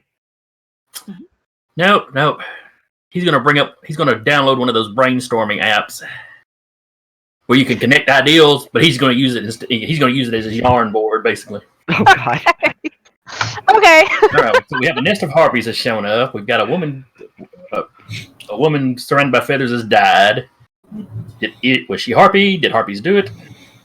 A little girl gets sick. What's they got to do with anything? There's a circus in town, which wouldn't be odd other than all this other stuff's going on. The circus is in town. That's weird step number 1. Honestly. All right. Vinny and Cassie, are you leaving the hotel at all? Are you doing anything in the town today? Yeah. Well, we'll go to do some more recon, I suppose. Okay. Recon at the bookstore. No, not really. Bookstore. Actually, kind of go around the campgrounds. I mean, someone Okay. did convulse there. Well, not at the campgrounds. They convulsed at the circus. I gotta, Circus grounds. That's how mad I mean to say camp. I gotta ask, where's James sitting? Where is James? Just out in front of, In the parking lot. just at the side of the road, close to the. So you you're know, where just he- sitting on like a bench. Basically, Okay, or I picture myself having gotten out of the truck, but just leaning against the truck, just hammering away on my cell phone. Within view of the motel? He's not a detective. What does he know about hiding? Fair enough. I mean, Cassie probably would have been sitting like near the window just to kind of enjoy the view of what's going on. Watch some kid pull up in a truck, get out, take photos of something, and is now What? leaning against his truck. At some point, he wandered over and peeked into the manager's office, and then came back.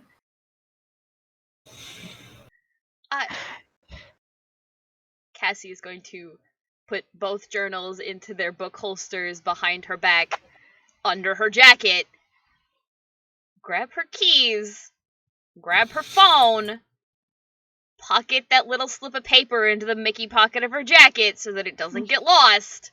Mhm. And then I'm gonna go talk to the young man leaning against his truck who's typing away on his phone. Oh, Okay. the other distinctive thing. Let's see. Blonde hair, almost to the point of being platinum, and he's wearing little round tinted glasses with tinted gold lenses, Nice. and kind of those side guards. Like the ones in the Omen, right? Not the Omen. Good omens. Good Omens. Yeah, the ones Curly. Yeah, had, except the lenses are lightly tinted gold. You can still see his eyes through them. Man, I was just honestly my first instinct was like, Elton John, is that you? Getting there. right? Working They're on not huge glasses though. Ha. They're a little round ones. it. Little round Yeah, ones. but he had small round ones. He's had a lot of glasses. He really has.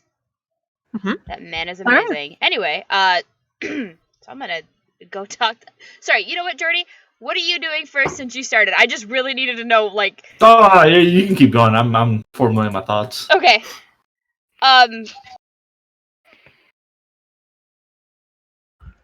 What day is it? Is it like Saturday? Or is it a weekday? And it would seem strange for this young man to be out of school. It's summer. Oh. Alright, never mind. You Disregard. tried. No, I just had no idea what fucking season it was. No, we're coming to like the end of summer. It's like late July, early August. Oh, okay. How Alright. months work? Okay. Yes.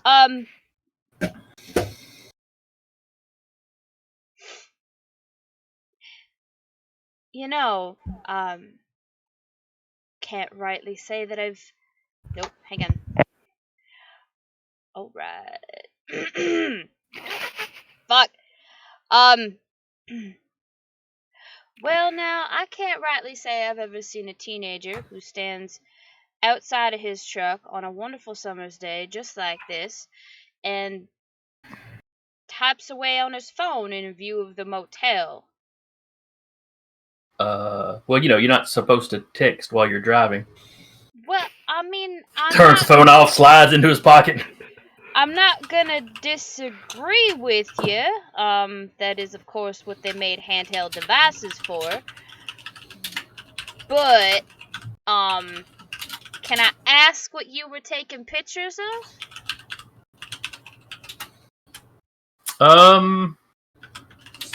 Just the motorcycles. I've always wanted one, never could afford them. Telepathy. She's debating whether or not she is going to believe you or not. I want to ask really quickly, just because James is throwing his out. Vinny, what are you doing right now? I'm kind of just Are you surveying? Are you thinking? Are you what? I'm definitely surveying because so peeked out a little bit of my window as a gentleman wrote down some stuff on his phone after looking at my car. Then someone else going out to talk to them, and yeah, it's kind of like it's just connected. Why are you looking at my car? Okay. You know about my cat. Does he know about my cat? James, those are besides like those telepathy thoughts for Cassie that you're getting that like, do I leave him? You're also getting the like you hear like faintly like, why did you take a picture of my car? Does he know about my weird cat? Those are just like they're like background noises almost. James is cool as zero, so I can imagine if they go, does he know about my weird cat? That I immediately look at him.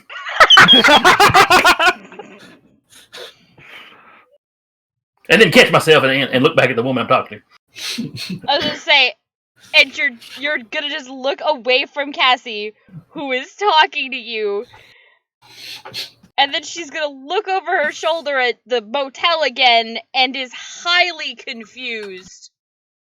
Now, has Jordy's character stepped out of the door when I heard this? Was he?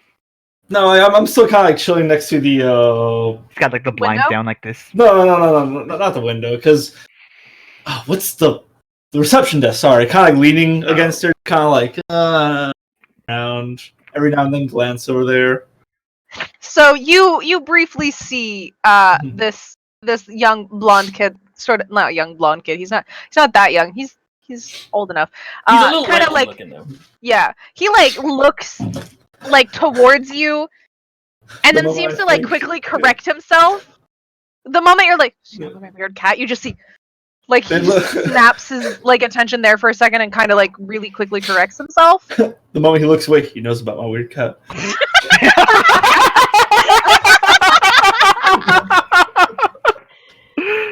Oh my god. This is a disaster. Y'all are I love it. perfect. Okay, you hear that, James? You hear it. And you also see the woman turn and kind of look back in the general direction. She seems confused, and then she looks back towards the guy she's talking to. But you may continue. Sorry, I wanted to know that. Cassie, go ahead. It's okay. It's all great comedy.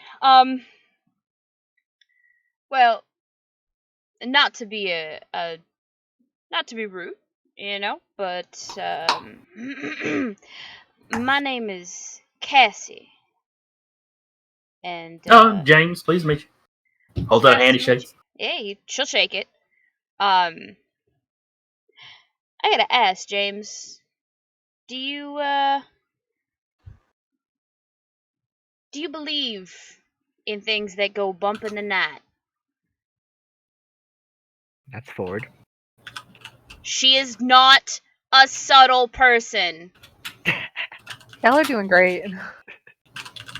He just freezes for a second.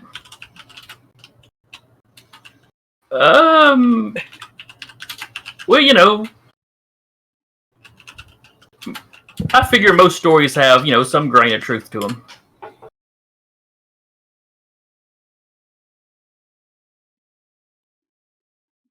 You wouldn't happen to know of any of those kind of stories that happen around here, would you?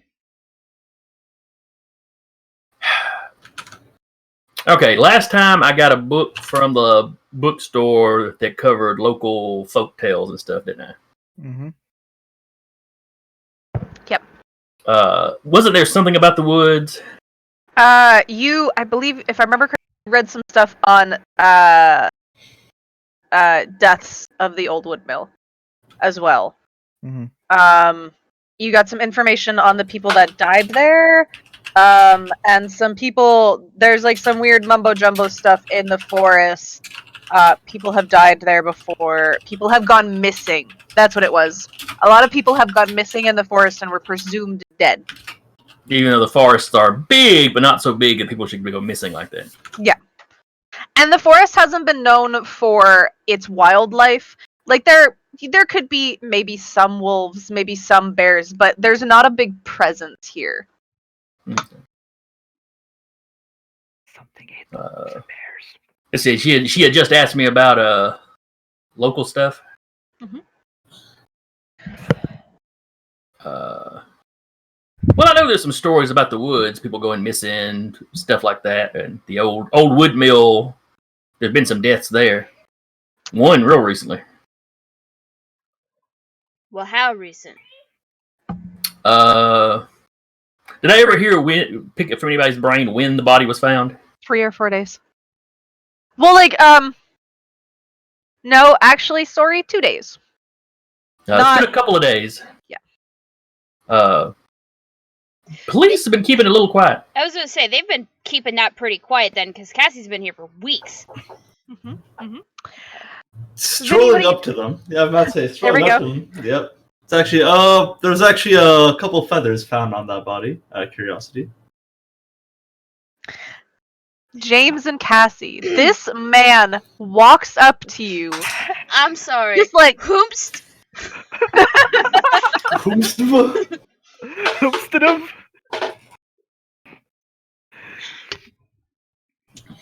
Sorry, go ahead and continue. Yeah.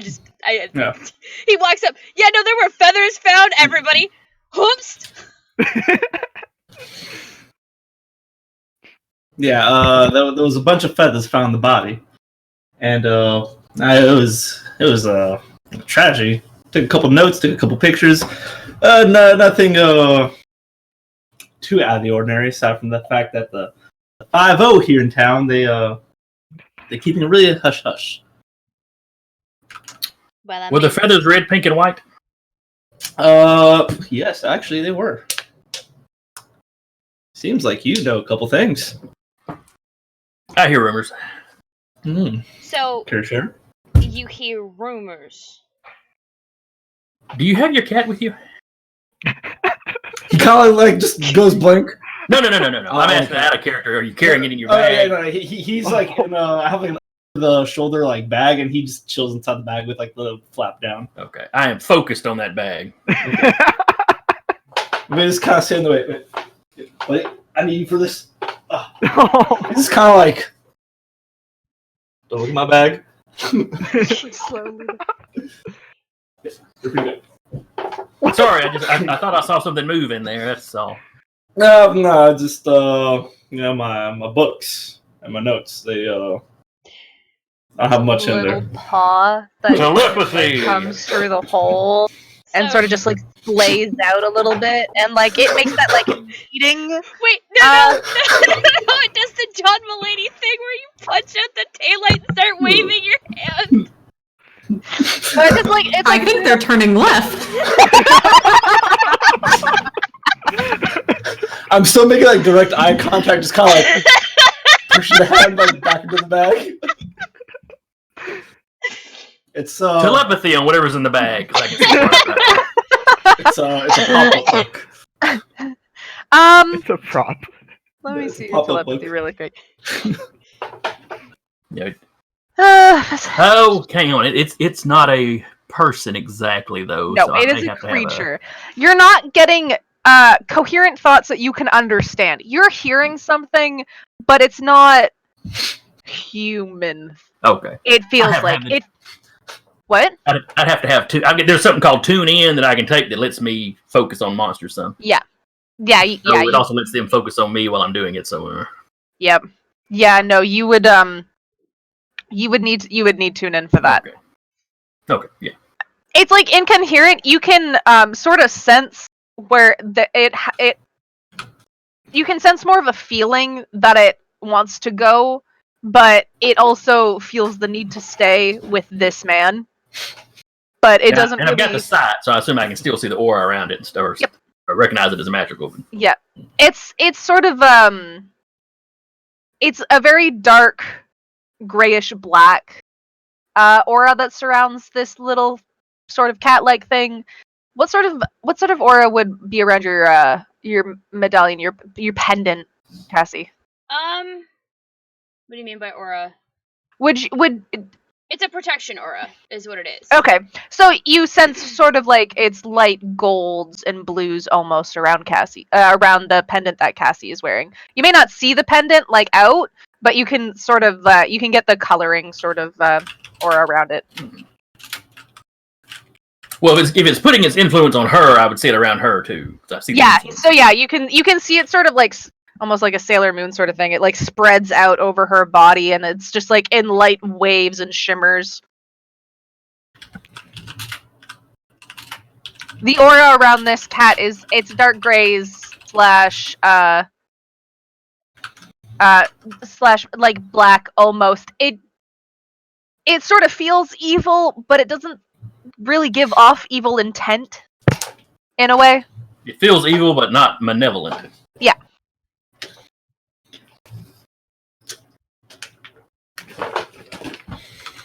So one of those I'm not bad, I'm just drawn this way? Oh, jeez. Oh boy. Or I'm bad, but I'm taking the day off. Yeah. Yeah.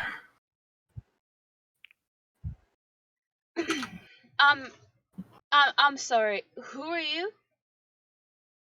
My apologies. Name's Vinny. Vinny without a Y.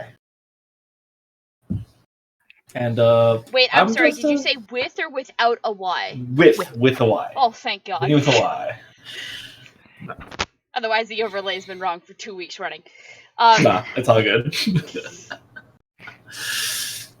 I'm just a curious person. I got sent here on a vacation.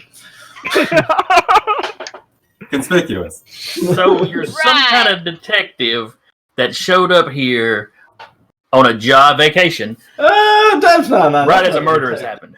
I'm more of a thrill seeker of sorts, you could say. Vinny, you're not a very good liar. No, I'm not. I thought I was bad. And I thought I Yes. was subtle, but here we are. So Vinny, you said you found some feathers on a body in a crime scene that you weren't supposed to be in, but you found it despite it being behind what could be equitably be a locked door. I have a way with the local law enforcement. You bribed Yeah. them. Away. Do I get the word cannoli out of his head? Yes. And also, you do sense a sort of aura around something else that Vinny is carrying. I forgot that Vinny actually got one of those feathers. That's my fault. You do sense a sort of aura around the feather that Vinny does have on him. Does There's it like remind me of the one around the harpies? It's very faded though. It's faded so much to a point where it's almost gone. Cannoli. I immediately thought I need to text mom about them. Cannoli's good. But it's I had an opportunity to check out the crime scene, and I found a couple interesting things, including kind of rummaged through the bag and just kind of like you hear just like get away. Just like pull out the feathers. Like I found this. It is a decently sized feather. It is probably trying to think. It's probably about 6 inches in length. It fades from a deep red into a pink color around the middle into white at the tip. The aura you get from it, it's not necessarily colored. There's no intention behind it. It's not attached to anything, James. But it has a sense of magic around it. And it is, of course, fading to a point where it is almost gone. The feather looks damaged. The end where you would normally see it attached to a bird is snapped, almost as if it was sort of like either ripped or yanked out. There's no blood on it, but you can probably guess that there was like a fight. Well, now that's one of them harpies feathers. Hoppy, that type of parakeet. What is that? What? No, the I never seen motorcycle no gang 6 that foot. came in. Are you deaf? Motorcycle. It's real hard. Motorcycle It gang. was real hard to miss them when they arrived this morning. Oh, the bronze that came in. Oh yeah, no, I saw. Wait. Did you just They call call them themselves bronze? harpies. Yeah. Sir, They are. I must insist that you don't call them that to the face, because they are going to pound your ass into the pavement.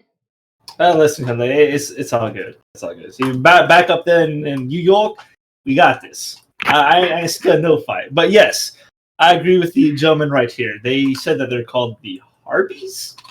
Yes, sir. Oh, I mean, why would they call themselves that when? Well, never mind. Well, you seem to have a. Just the name's a little on the nose. It's all. Wait, one of them is a harpy? I mean, I'll be honest, I was guessing when I was talking to them earlier, because you see, I'm really big into this whole supernatural thing, and I think it's really, really cool, and I had this really great experience when I was in high school, but nobody else believed me that it was real. And Is that where you found the little whatever it is you're wearing up under there? no, this is a gift from my boyfriend. I'm currently seeing someone supernatural. Just say it. But you see, What is he? I don't know you well enough to share. Oh, that's fair. I'm sorry. That was probably rude. Well, no, it's more people get really weirded out when I tell them what he is.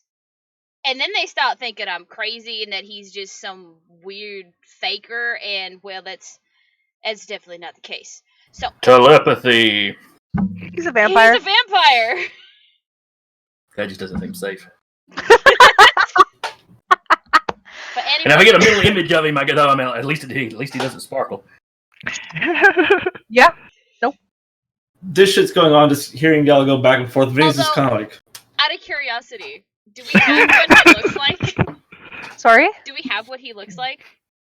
He is a he's a very tanned man. He's got it's not like a buzz cut, but it looked like it was a buzz cut at one point and it has grown out for like a good chunk of time. He keeps himself pretty clean and well kept. No facial hair. He's very tall and he has that sort of like unworldly beauty to him. Like some of the supernatural creatures do have. And then James, you get a quick like flash if you can get mental images of like him with his teeth out, and his teeth are all razor sharp. And it is very, very like kind of unnecessarily like if it's something you would see come at you after out like of a shadow, you're just like and you would like fucking probably try and book it. It's definitely something that you do not want to meet alone. He's not coming to town, is he? Well, I did invite him. I mean, there's a circus in town. I've seen a movie about one of those in a circus. What do you mean, one of those? Uh-oh. What? Oh, I'm sorry. I was thinking out loud just about a movie. It was a horror movie at a circus. Don't worry about it. There was a werewolf, and then the circus master turned out to be something. Don't worry about it. It's an old movie. How old of a movie are we talking? What was it? The Howling 3? Or maybe 4? This is blurring the Strangely, line it's the one that between resembles the book the most. this is blurring the line between in character and out of character. yeah. Yeah, I see, feel like that's me, in character. I don't watch horror movies, so like whatever the hell he's describing, I have no idea what it is. Cassie probably would. So out of character, the Howling movies were based off a novel. But the first 2 movies had nothing to do with the novel, really. And then when you get to the 3rd or 4th one, they actually do the story from the novel. Right. Which involves the werewolf showing up at a circus. By the end of it, you find out the circus master is a vampire. Gotcha. How did you figure that out? How much does James want to reveal? Kind of already broken. I lower my glasses just enough that you can see that my eyes are golden. I see things. And I slide my glasses back up. Oh, like one of those I see dead people kind of things, or well, not just dead people, but yeah, dead people too. I mean, not all the time. They don't follow me around, but if there's one around, I see them. huh? You know, Okay, it's also so- how I see your pendant and whatever the crap he's got in that bag. Like, these 6-foot pigeons, all this shit. This is like commenting. What? Me? Yeah. Okay, and then you see the dead or some shit. Yeah, if they're around. It's okay. Then he just fishes the boy out of the bag, kind of holds up the cat. Like, what the fuck is this? This it's what you both see. James and Cassie, the creature that Vinny is currently holding is Like very is he doing the the wiggle, ferret thing the where it's just like ferret under thing, his and arms. then he just like moving around? It is very your best bet like body type wise would probably be along the lines of like a very thin Siamese cat. It's very slender and arched, long legs. It definitely looks like a cat. The skin and the fur almost could kind of be sensed as like black oil.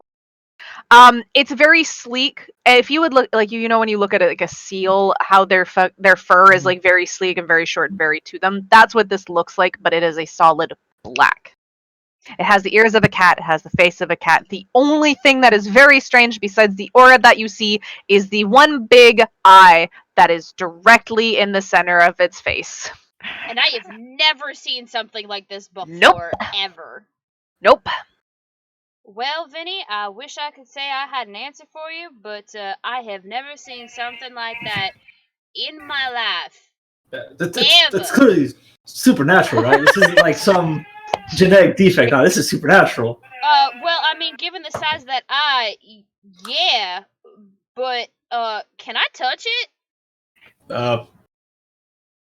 Is it gonna hurt me? I mean, you're holding on to it, but if it's yours and it hurts me, my boyfriend ain't gonna be pleased. He's not really mine. He kind of found me. It was he was Found you, or he was sort of kidnapped given him? to you. Yeah. He was given, I guess you could say, to me. Yep. It was given by a person that has worked with you very many times in the past. She said she couldn't take it to where it wanted to go right now, but she would come back and meet you. You only know her by Salem. Okay. That's a good old friend, business partner of mine. Said to see if I could help him out. Not really sure what that meant, but I ended up in this town. So it looks like a one-eyed cat that's covered in like a venom symbiont. Okay. Yeah. When I you call him touch it, bastard. it's not slimy or anything. He's Oh, very... James doesn't touch it. Yeah. Cassie, do. when you touch it, it's not slimy or anything. It's very soft and smooth. You understand where you'd think maybe it feels like slick, but you'd think it's just the fur. It's Okay. not mean. It just kind of chills. Okay. I'm immediately like taking out the new book and starting to sketch it and writing down some observations. Okay. And I snapped a picture of it. He goes by a couple names, but usually answers to a little shit or bastard. So Does he answer Yeah. to that because you can't be bothered to remember what his name is? kind of like puts him next to her. Do you want to ask it its name? Well, Help us around. What's your little name, buddy? fella. It's nice. He kind of like, if you rub out his face, he kind of like moves into the touch. Acts very much like a cat. Okay. John, do you want to talk about this? I'm trying to remember, Okay. did we ever actually name that thing? No. Spaghetti cat. Spagoot. Does it have a mouth or is it just the eye? Nope. It's got a mouth. Okay. No, it's got like the snout of a cat. It's like and it does have a mouth. Just instead of two eyes, it just got the one. Okay. It's just got like the one big one. Okay. Does it drool oil? No. Does it have teeth? Yes. Okay. Have you ever seen them? I haven't fed this thing. I just kind of like put it in a corner and let it do it. Doesn't seem to die. Mm-hmm. Well, this is absolutely fascinating. He opens it. If you open its mouth, I'm figuring Cassie is going to take notes. It's got rows of like razor sharp teeth. But like they're sized to its body, right? So like they're Mhm. fairly It's like tiny. It almost what's a good mouth example? Like a Do you shark. mean multiple Shark? rolls like a Yeah. shark? Yeah. Vinny just comes in and he's like, oh, that's some new shit. Huh. Didn't know we did that. Vinny, I'm pretty sure it's had it its entire life. You just ain't been bothered to figure it out. Did you want to figure this thing out? I mean, The Vinny, cat Vinny, led me here. let me show you something. And she pulls out the full journal, and she holds it up and just starts like quickly flipping through pages, and it is filled with sketches and notes on supernatural creatures. Like this, she's been doing this for years. Oh, that's like that. What's some books called? My little cousin, no, my little nephew likes reading them. They're like the Harry Potter creatures. What? Yeah. It's called a bestiary. That one. It's at this time that there is a large, it's a big noise. It's very loud. It's another motorcycle pulling into the hotel. Immediately package the boy in. Yep. Kind of slips right in. Now for the sake of this, because somebody's giving me the title of what this fucking motorcycle is. This motorcycle Is it what is it? CBR 250. CBR 250RR. It's a sexy fucking No, motorcycle. I don't like the CBR. Let's go with the other one. It's I did say loud, and CBR. it's CBR 250RR motorcycle. And there is a male body on this one. This motorcycle does not match any of the motorcycles that that looked like the Harpies motorcycles. This is a very sleek, very sexy motorcycle. Apparently. Me, I don't really know what this is. it's What hot. color I'll is pull red, Yeah, post it. definitely. Yeah, I'll pull a picture for Morgan you. driving anything but a red vehicle. This young man pulls up. James, you would have seen this boy like around town a little bit. He hasn't been here long. He's mostly just like a student that is in town. That is doing the student that's been living here on his own, basically. Mhm. With sorry, let me just double check something really quick. Why does that not surprise me? You That can tracks. sense an aura around this boy, James. It is, I'm going to guess, red in color. Morgan, tell me I'm wrong. Probably. Okay. Probably. It's very deep, sort of red in color around this kid. You would have sort of felt / seen this before, but unless you really wanted to take note into what it was beforehand, you've sort of seen / felt it before. But he's just pulled up into the hotel. Vinny kind of leans into James. Is that one of them harpies you talking about? She ain't no broad. No, he's something else. One, Something else. What the fuck? It's not even the same motorcycle. 2, he's not wearing the same damn jacket with the insignia on it. And 3, he's a dude. Lady, I don't know much about this. One of them actually had a tattoo on her skin. This dude could have a tattoo on his balls for all I know. We don't know this. That's oddly specific. But might be accurate. Have you had that experience, Vinny? Not me, but my cousin Louis. He had that. Ooh. Morgan, once you turn off your bike, you can hear these people talking out loud about stuff. And like, you hear specifically, he could have a tattoo on his balls for all I know.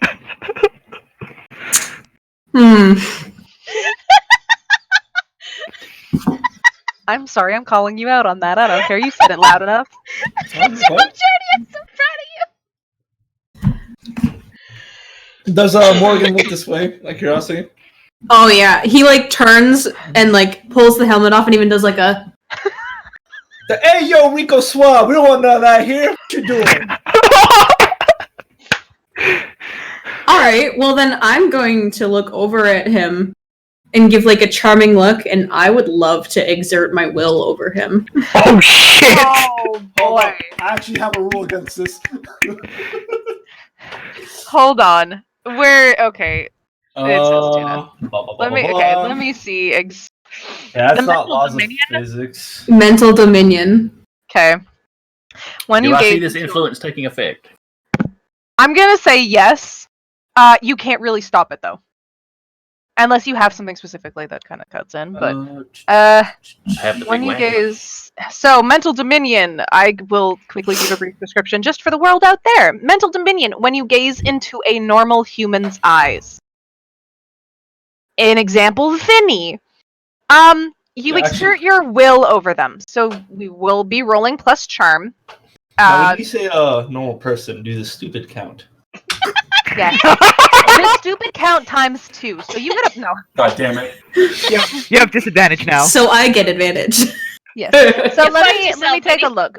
Vinny, do you have anything that could stop this?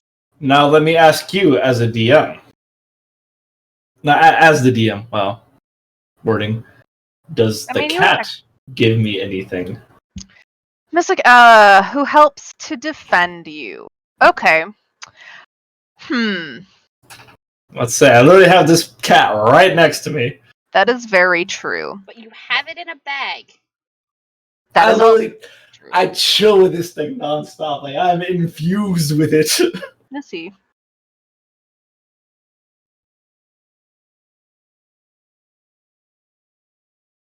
Also, while they're figuring that out, is there anything specific that happens with Morgan when you do this? Like shifting of eye color, etc. I was gonna say there'd be like a little like flash in his eyes, but it's probably really subtle. Okay. If you were closer, you would probably notice, but Yep. Morgan is at the motorcycle and y'all are near the street, because I believe that's where James was parked, correct? Yes. Yeah, no worries. I was curious if it was something big and flashy, then clearly be seen. Okay. Well, with Vinny having this cat, which is technically part of the Guardian. So, you have a mystical ally, perhaps a spirit alien or cryptid, who helps to defend you. So, Tuna, Morgan. Yes. When you roll Mental Dominion, you roll plus Charm. Yes. Correct. You will Yes. take -1 going forward because of the Guardian. You don't sense it right away. Okay.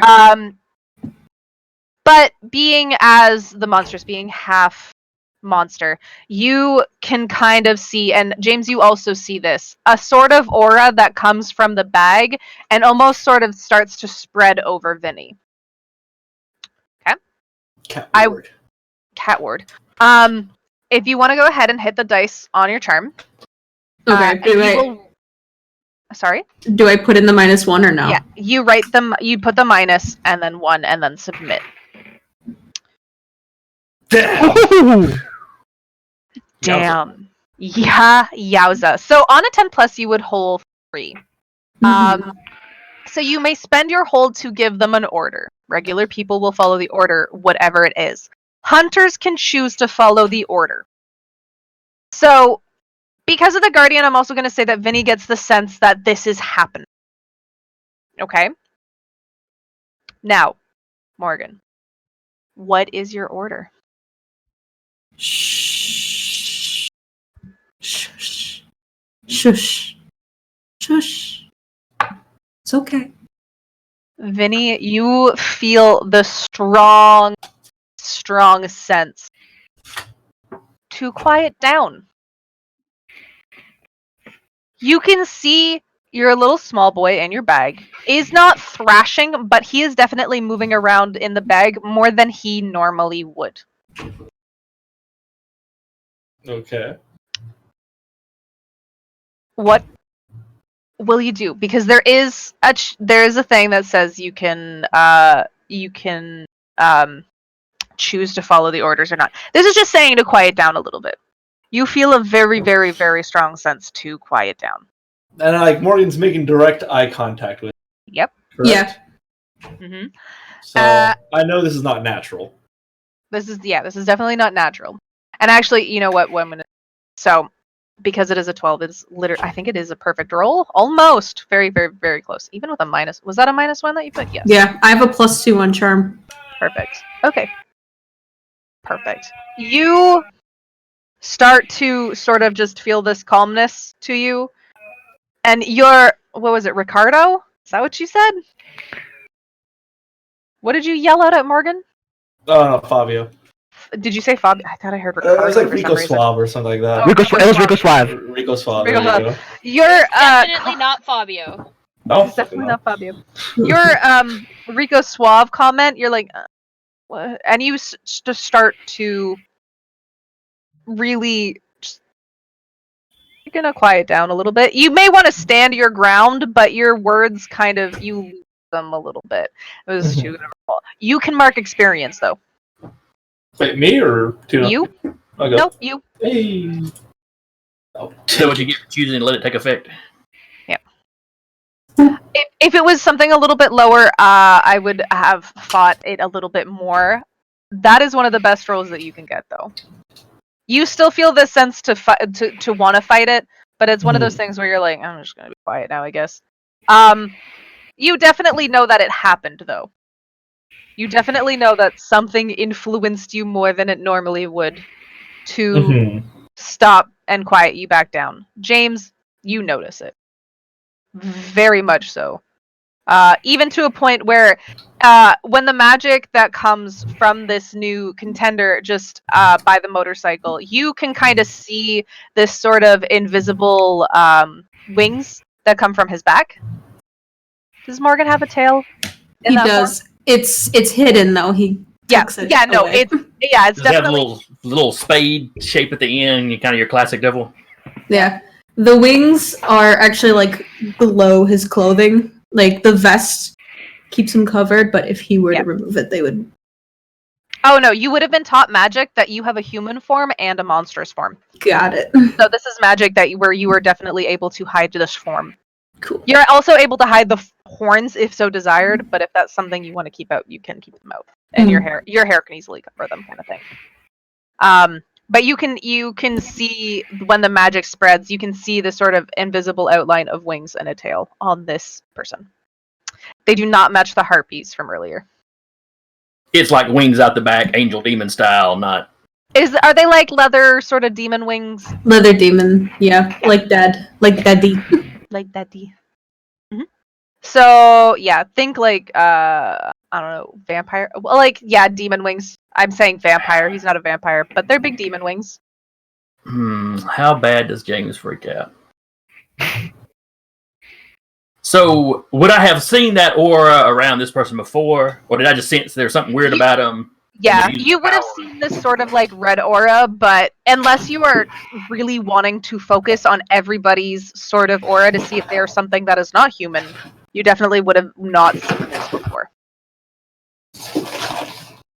There are a lot of tattoos, but they don't quite reach the ball sack. Thank you for asking, though.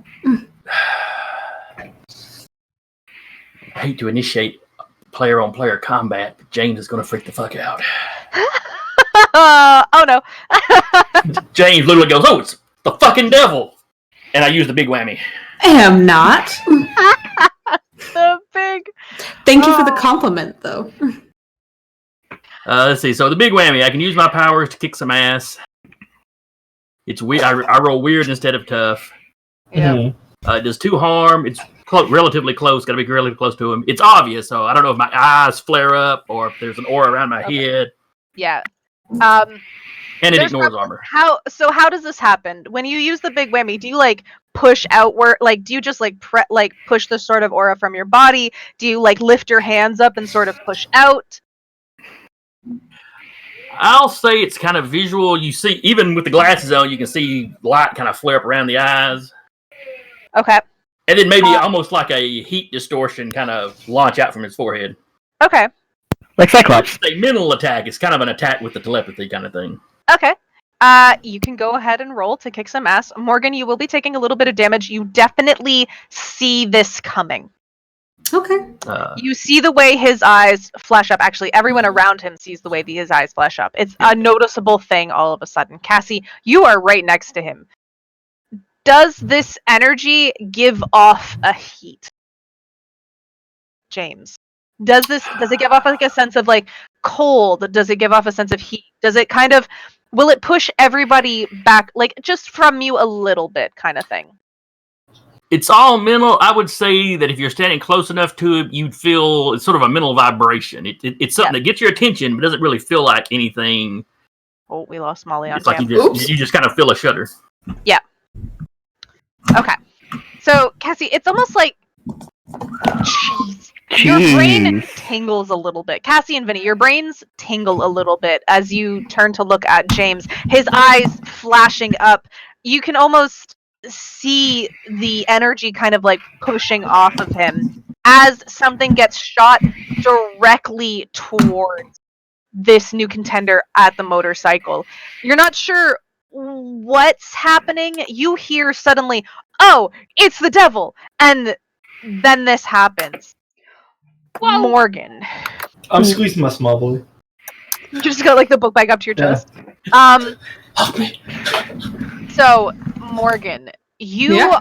are shot back. You're like standing in front of your motorcycle. You all of a sudden like sort of shoot back on your bike. Your brain is like tingling. It's actually no, sorry, you don't shoot back. You sort of fall back just from the sheer force that you feel inside of your head right now.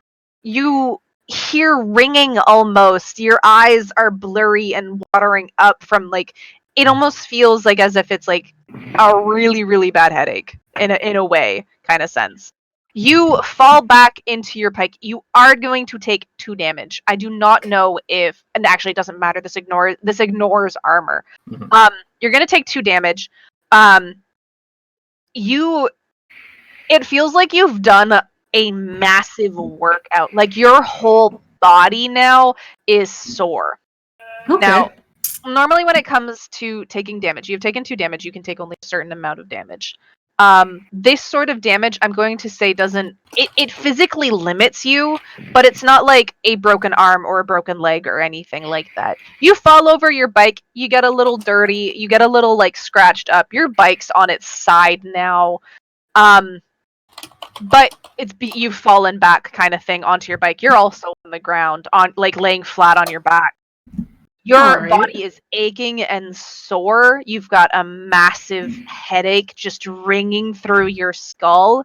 You saw this coming. You didn't realize what it was until like the absolute last second. I will get up and like brush myself off a little bit, like, ugh. And I will approach him. Whoa. Ladies, y'all beautiful. There's no need for this. If any of the normals happens by, we're all gonna be in a bunch of fucking trouble. So, No, it's okay. It's okay. I just want to, and I want to touch him, and I want to use life drain. I As you- don't plan on letting the devil touch me. as you I'll be reach honest. out, Cassie's grabbing a hold of your wrist to stop you. For one. Well, then I'm gonna fucking life drain your ass. Can I hit Morgan with the cat?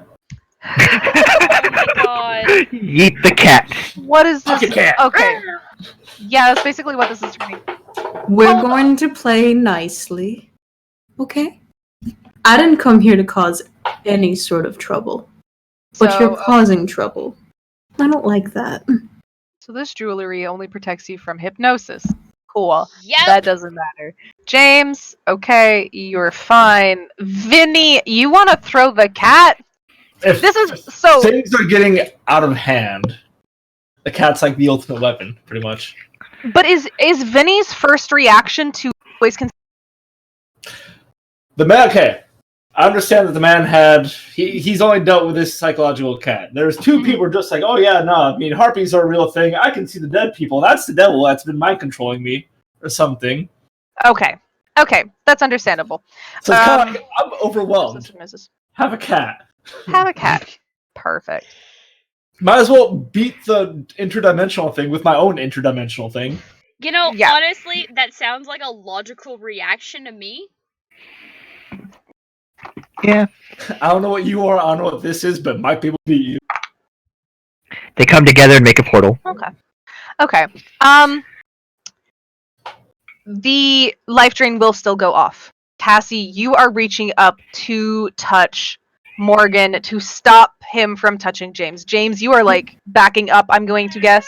I'm trying to get around the other side of my truck, basically. Okay. We will roll for you to some ass, Morgan. Now, I know this is you're probably reaching around so that your hand can also reach around and sort of just grip onto Cassie's hand / wrist. Yeah. If she's got my wrist, I'll kind of like turn and like also grab her wrist. Okay. Go ahead. Roll right. to kick some ass. How do I do that? Okay, so your roll, it'll be a tough roll. Now, do you have something that actually lets you roll weird instead of tough? I don't believe you do. I don't think I do. You Is don't. one, but I don't think I took it. No, there is one, but you did not take it. Yeah. So you will roll with tough, Okay. which I've noticed is unfortunately a -1. You get no bonuses or negative, a 5. So, with a failed roll, Morgan, you get to mark experience. Okay. When you fail rolls, you mark experience. When you reach 5 experience points, you level. You take a feat, we start over. That's kind of how it works. Now, let's see. Kick some ass. You have rolled a failure. Let me take a look.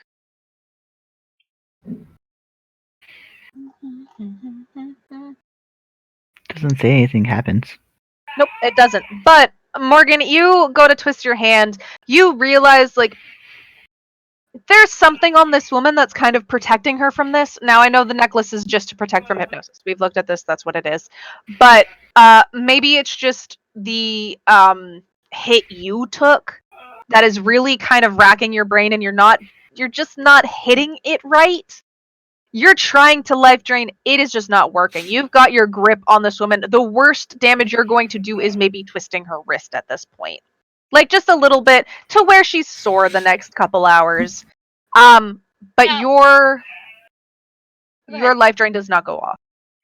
Now, darling, I'm flattered that you're trying to grab a hold of my wrist, but I really must protest, and my boyfriend will as well. And I suggest that we all just very calmly have a conversation instead of resorting to violence. Oh, we don't have to resort to violence. I wasn't the one who started this mess. You did something to him. No. I can see that you did Nothing something to him. harmful. Nothing harmful. Just mindless little things. He'll look down at oh crap, what's your name? Cassie. Cassie. He'll look down at Cassie and say, boyfriend, huh? Interesting. Well, and since you clearly did something to him and you just tried to do something to me, you are clearly as supernatural as everybody else standing around me right now. So, I might be.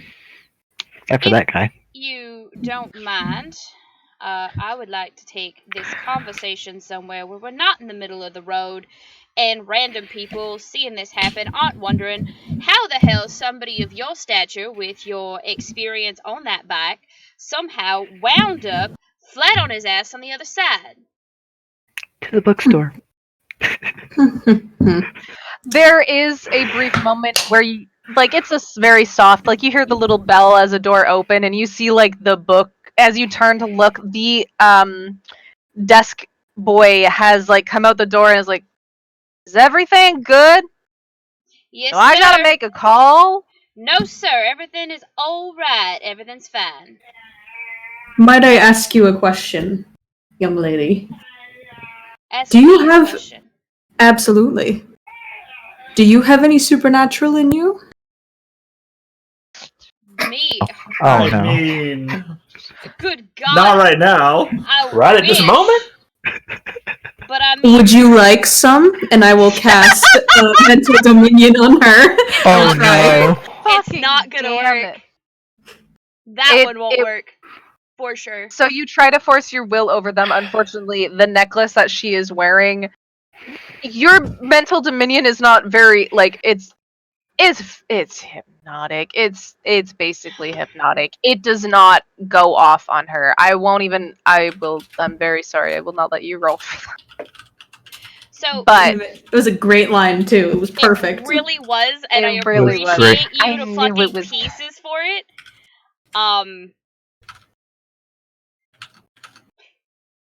Now see, darling, you need to understand one very special thing about me. I'm dating a vampire. Your mental charms ain't gonna work on me. Hmm. So if you would like me to do something, perhaps you should just ask nicely. Instead of I think that resorting was to pretty any polite. sort of additional tricks.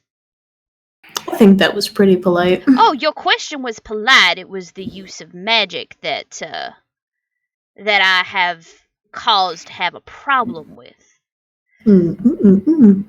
And James, if you could just stop cowering from behind your car or your truck, that would be greatly appreciated. We're all friends here. Ain't no problem. But I think perhaps That one keeps trying to do something to people's heads. Mm, That's not very friendly. No. I'm sorry. What is your name, sir? Me, Well, I know the other two's names, so yes, you. Morgan. Well, Morgan, it's nice to meet you. My name is Cassie. Hello, Cassie. Now, if you wouldn't mind, stop trying to play your mental tricks on my friends. Or my friend and my acquaintance. And I'm pretty sure that weren't they the ones that brought up ball sack tattoos? well, that was because of something else. And I really don't think we should be discussing this out on the street. And perhaps if we could all In just broad daylight. adjourn to somewhere a little bit more private, in so much as we can have this discussion without any sort of prying ears. Private, I can do. Oh, darling, I'm sure you can, but I unfortunately am not interested. But thanks for the offer. However, unless you swing this way or that way, they might be interested as long as you're not doing anything funny. Now, I don't presume to speak for other people, but my room has it has 2 nice chairs and a decent sized bed. We can definitely head in there and talk. And just talk, and everybody's clothes are going to remain on. Unfortunate. Says a swipe of the fox. Aw, man! Okay. Why are you dragging me into this? I'm just trying to meet a nice, lovely lady that I've been in contact with for a little while. I think we finally hit it off. Oh? And what lady would that be, my dear?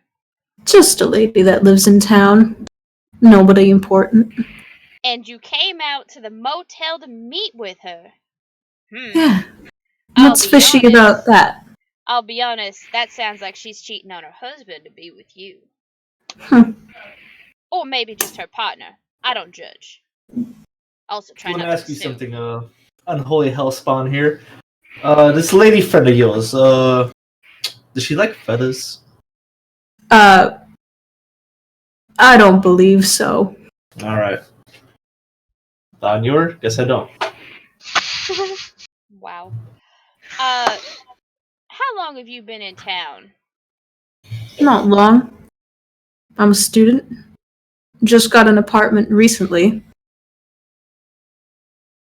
So, maybe a year. Maybe not even. V, how long have I known Morgan was in town? Probably, Morgan, you've probably finished like at least a couple semesters, so you're at the end of the summer. You're probably about going on a year. Okay, so Morgan's being honest with us at least. Yep. Okay. You all make your way to Cassie's room. Hesitantly. Hesitantly. So they're calling half my cousins like, yeah, Louis, the Bible's The Bible's real. Perfect. Okay. Stuart. We move back to the circus. The police have been there all day. The circus has been told not to leave town. They don't know, the police have not said why. They have talked to your ringmaster. They have told her that the circus is to not leave town for at least a couple weeks. So you guys are sort of stuck, in a way, here for now. They haven't mentioned that you are not free to, like, they say the whole of the circus has to stay. If the town folk need to go into town, out of town, that kind of thing, that's fine, but they can't be away from the town longer than like 5 hours. Okay, so it's not house arrest. It's not house arrest, but if the circus were to pick up and move to their next show date, then there would be an issue. So you're trapped here for a couple weeks now. The ringmaster has pulled everyone in. She's kind of looking over everyone. I feel like she'd probably she's not one of those ringmasters that would look and be like, okay, most of you are here, let's talk. No, she's like, there are 12 clowns, there are 4 trapeze artists. I don't know why the elephant's here, but the elephant's here, ladies and gentlemen. I We've got thought you'd like to know everything. Elephants have great memories. You're right, Stuart. You're very, very. Now, everyone, we have been told that we are to stay in town. Please hold the booze. I know this town isn't exactly where we were hoping to be stuck, and I know we are supposed to technically be in a next town in a couple days. I have sent email ahead so that everyone knows. Fortunately, our little tour round and abouts are going to be delayed. The little girl, for everyone who has seen them, is fine-ish. Unfortunately, she is in critical condition, and I would really appreciate if anyone who has any information, please come forward. And, or not even to me. If you want to come to me, that's fine. If you want to tell, I don't know, your friends, and then they'll come to me, that's fine too. We're going to be stuck here until they figure out what is wrong with this child. We will do shows for as much as the people will come and enjoy. I have heard someone mention something about the food. Not too sure why, but for the most part, everyone is free to go about town and oddly, weirdly enjoy themselves, I guess. If anybody has any questions, I'll be in the main tent or off in the side tent where my room is. But let's all have fun in Smithsdale. So you say we can't go nowhere until this is all taken care of? Yes, Stuart, unfortunately. I'm on the job. I love Stuart so much. I think we all do, honestly. Yeah, honestly. Yo. Stuart, please don't cause too many troubles. Bruno, keep an eye on him. Kind of see a thumbs up from Bruno. I love that you're avoiding doing this. Yes. Just call him I out. am. I feel like, having made Bruno the character, he'd probably be a bit more vocal about things. Call him out! Call him out! It's just one of those like really deep. How is the Bruno's voice again? It's basically like a very deep like a you got it, boss. I don't. remember I his think voice I at actually need the auditory confirmation on that. Yeah, you got it. So the meeting's done then, right? Yeah, everyone starts to kind of like jumble out and go off to their own tents or their own things. The clowns are just like, and they looks like they're grumbling and upset that they're stuck. But I mean, it is what it is. But no, meeting is over. So Stuart meant it. He wants to figure out what happened so he can get to the next thing. He loves the Okay. circus. If they're not moving, they're not making money. Okay.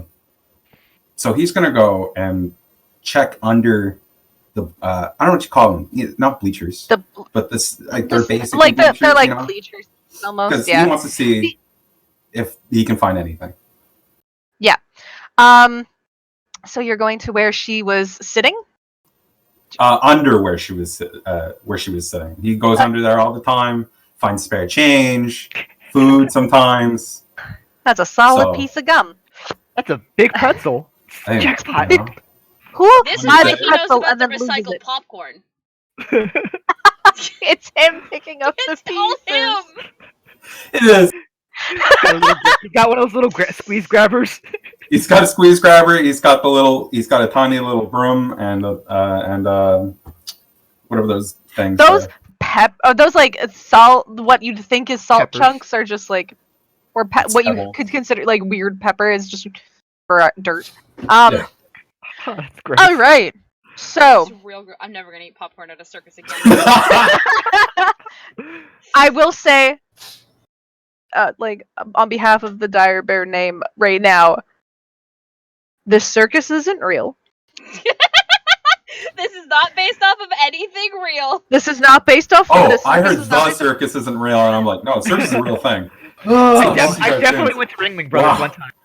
Yep. Come into the circus once. It's fine. I think our best role is to investigate a mystery. Okay. So it is plus sharp. Hey, that's all right. Y'all are succeeding today. Oh hell yeah, 8. I want some All right. On a experience. 7 to 9, you get to hold 1. So there are a couple questions you can ask. What happened here? What sort of creature is it? Which is really kind of null and void. Just in this sense, because there was no creature necessarily involved. What can it do? What can hurt it? Where did it go? What was it going to do? What is being concealed here? Okay. I figure he's probably looking into see if there's if the cops found anything and if they're just not saying anything, right? Like he's doing his own investigation. Yeah. So is there anything being concealed? Okay, being concealed. Let's see. Under these bleachers, the police have left the tape here, so you know exactly where to go, where the girl was sitting. It also does help that you can actually see still some of the black liquid that came from this little girl. It's up to you whether you want to touch it or not. I'm not saying that you're going to touch it. Looking at does it smell at all? It smells like dirt. Okay. You get like a decent amount of weight. There's no like real smell coming off of it. It smells very sort of like in a way or sort of organic. It smells like wet clay or dirt. Okay, so I lick it. No, I'm kidding. I was like, he's no, he's gonna. So Stuart, he's not gonna touch it, but he's gonna take a screwdriver off his tool belt and just kind of grab a big glob of it. Okay. You scoop it up. It's thick enough. It almost looks like it has the texture of like wet dirt. Like it's been like hours now. In a sort of way, you would kind of guess that everything should have been sort of dry by now. It should have been dry, or at least sort of like soaked up, or maybe the police should have picked everything up. But this is still wet. Okay. It's very thick, and it does like fall off. You know when you're like holding on to God, it's like that toy slime stuff. Yeah, the toy slime that's thick when you move it, but as soon as you pick it up, it starts to like slime down. Oh, that stuff. Yes. Non-Newtonian fluid. I was trying to think of the name of it.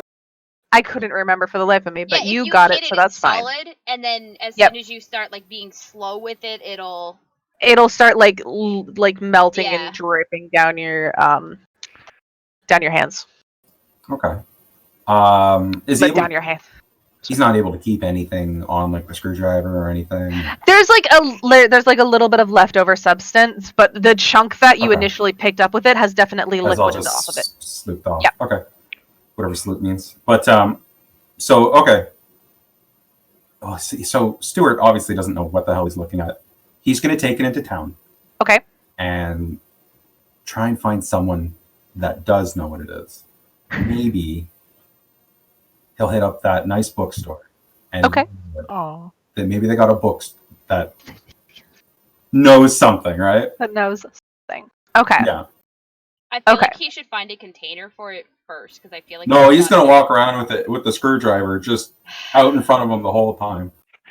Hey, do you know where this is? That's exactly what he's gonna do. Okay. We're going to the bookstore? Yeah. Okay. Cowbell. Oh, it's kind of. This was a while between brings. I'm back. Just a moment. Oh my god! Just a moment, I love please. Stuart so much. Put down again, Nebula. Walk over to Stuart and look down and say, how can I? What the hell is that? I don't know. Do you know anything about this? I found it.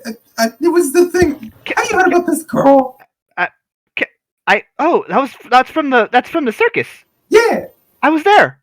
Oh, cool. How'd you like the show? It was pretty good until that happened. Well, out of our control. I'm sorry for the inconvenience. It was pretty gross. Well, I'll talk to you later about a refund. Anyway, let's. You're gonna talk to my boss. I ain't got no Come on.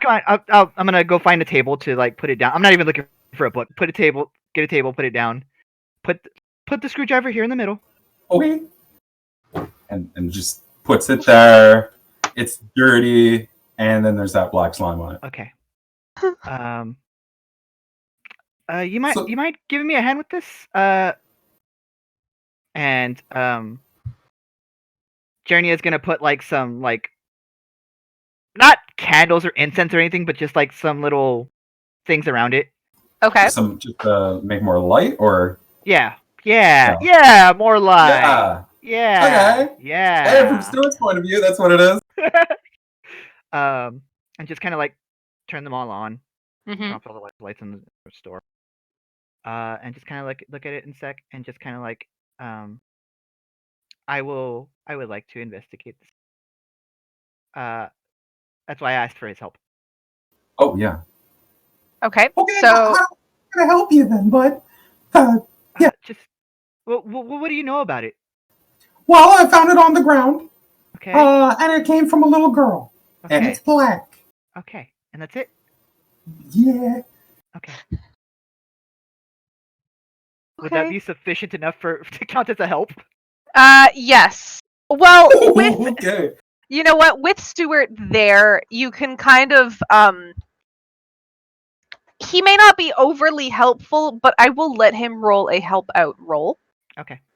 He's not necessarily like you're drawing off of some of his energy to help you empower yourself Yes. to do this.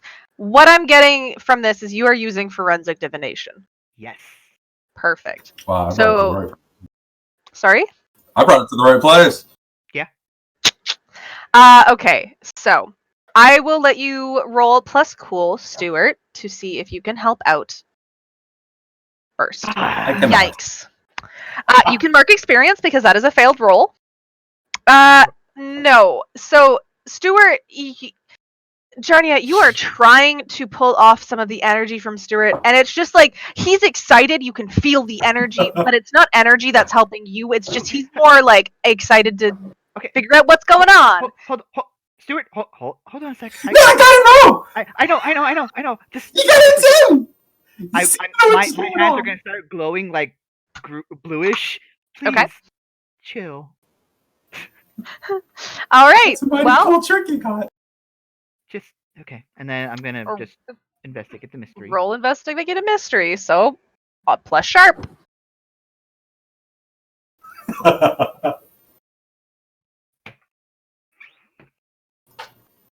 It's a learning Plus one. experience. +1 would have been nice. Mark experience. You need at least a 7 to not fail a roll. Yeah. Unfortunately, so it wouldn't have helped very much with both of you. I'm at 3 experience, guys. I'm not doing too hot right now. Hey, you're gonna get stronger, and that's what helps. I feel like it's just excitement's just fucking with everything. Yeah. So, Jarnia, as you roll your magic over, your hands are glowing as you are trying to look over this. Now, you don't get a sense of what this is. What is it doing? But as you are holding your hands over it and as this is blowing over top of it, you see it move.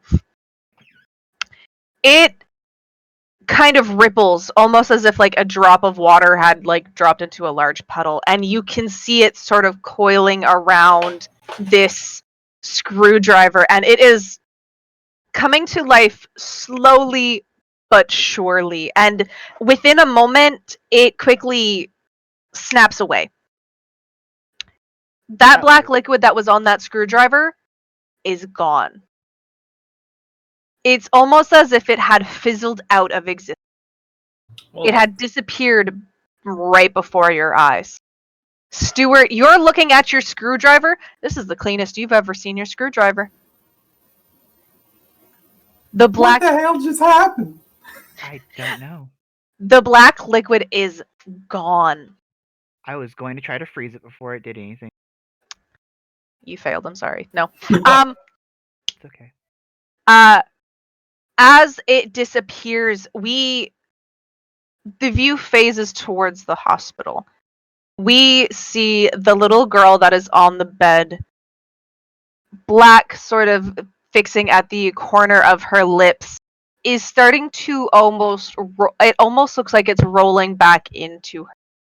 And even though she has been said to be in a medically induced coma, she opens her eyes. She takes a moment and looks around the room before that black goo that we have seen her throw up goes over her eyes and just encases her eyes in. This little girl sits up. Her mother is asleep, her head on the bed, but she doesn't look like she's breathing. Nothing in the room makes a sound as this little girl sits up, slides her legs over the side of the bed, and gets out. We see around the hospital that people are frozen in place as she makes her way down the hallway, into the elevator, down to the main floor, and out of the building.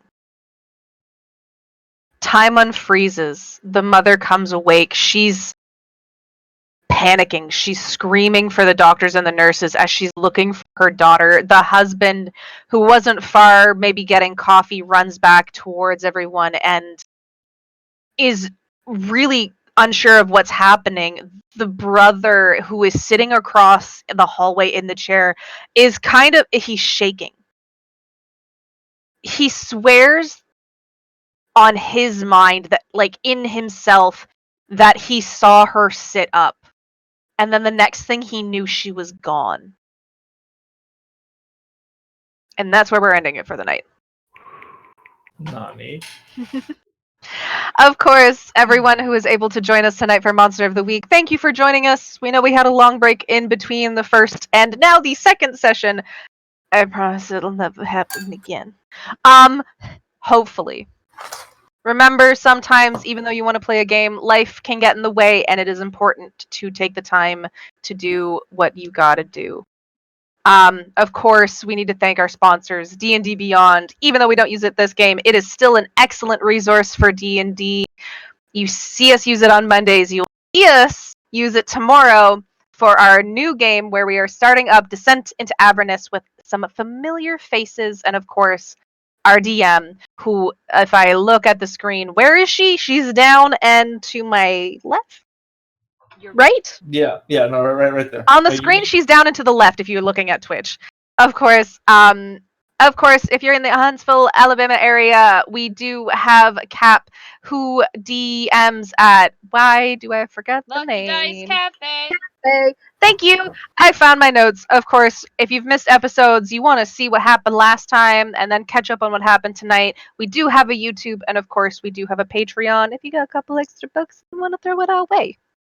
Of course, I want to thank my players. We had Cody playing Stuart, we had Molly playing Morgan, Jason playing James, Jordy playing Vinny, Decca playing Jernia, and Maddie playing Cassie. And of course, a big thanks to Maddie for streaming our game tonight. I am your DMV, and we will see you next week. Don't forget to tune in back in tomorrow when we play our first episode of Descent into Avernus. And of course, even though we'll be done for the weekend, feel free to come on back on Mondays. We'll be playing the Escorts once more, and then, of course, on Tuesday, we have Esper Genesis, which I think is almost done, Jason? We are in our last 8 or 9 episodes. 8 or 9 episodes, so we should still be got some wrapping up at time. the end of March. Wrapping up at the end of March. All right, there we go. And of course, back on Wednesday with Monster of the Week, with these lovely people and myself for Eyes of the Fallen. Of course, we thank you again for coming out and watching us, but that's all we got for tonight. See you next week. Bye.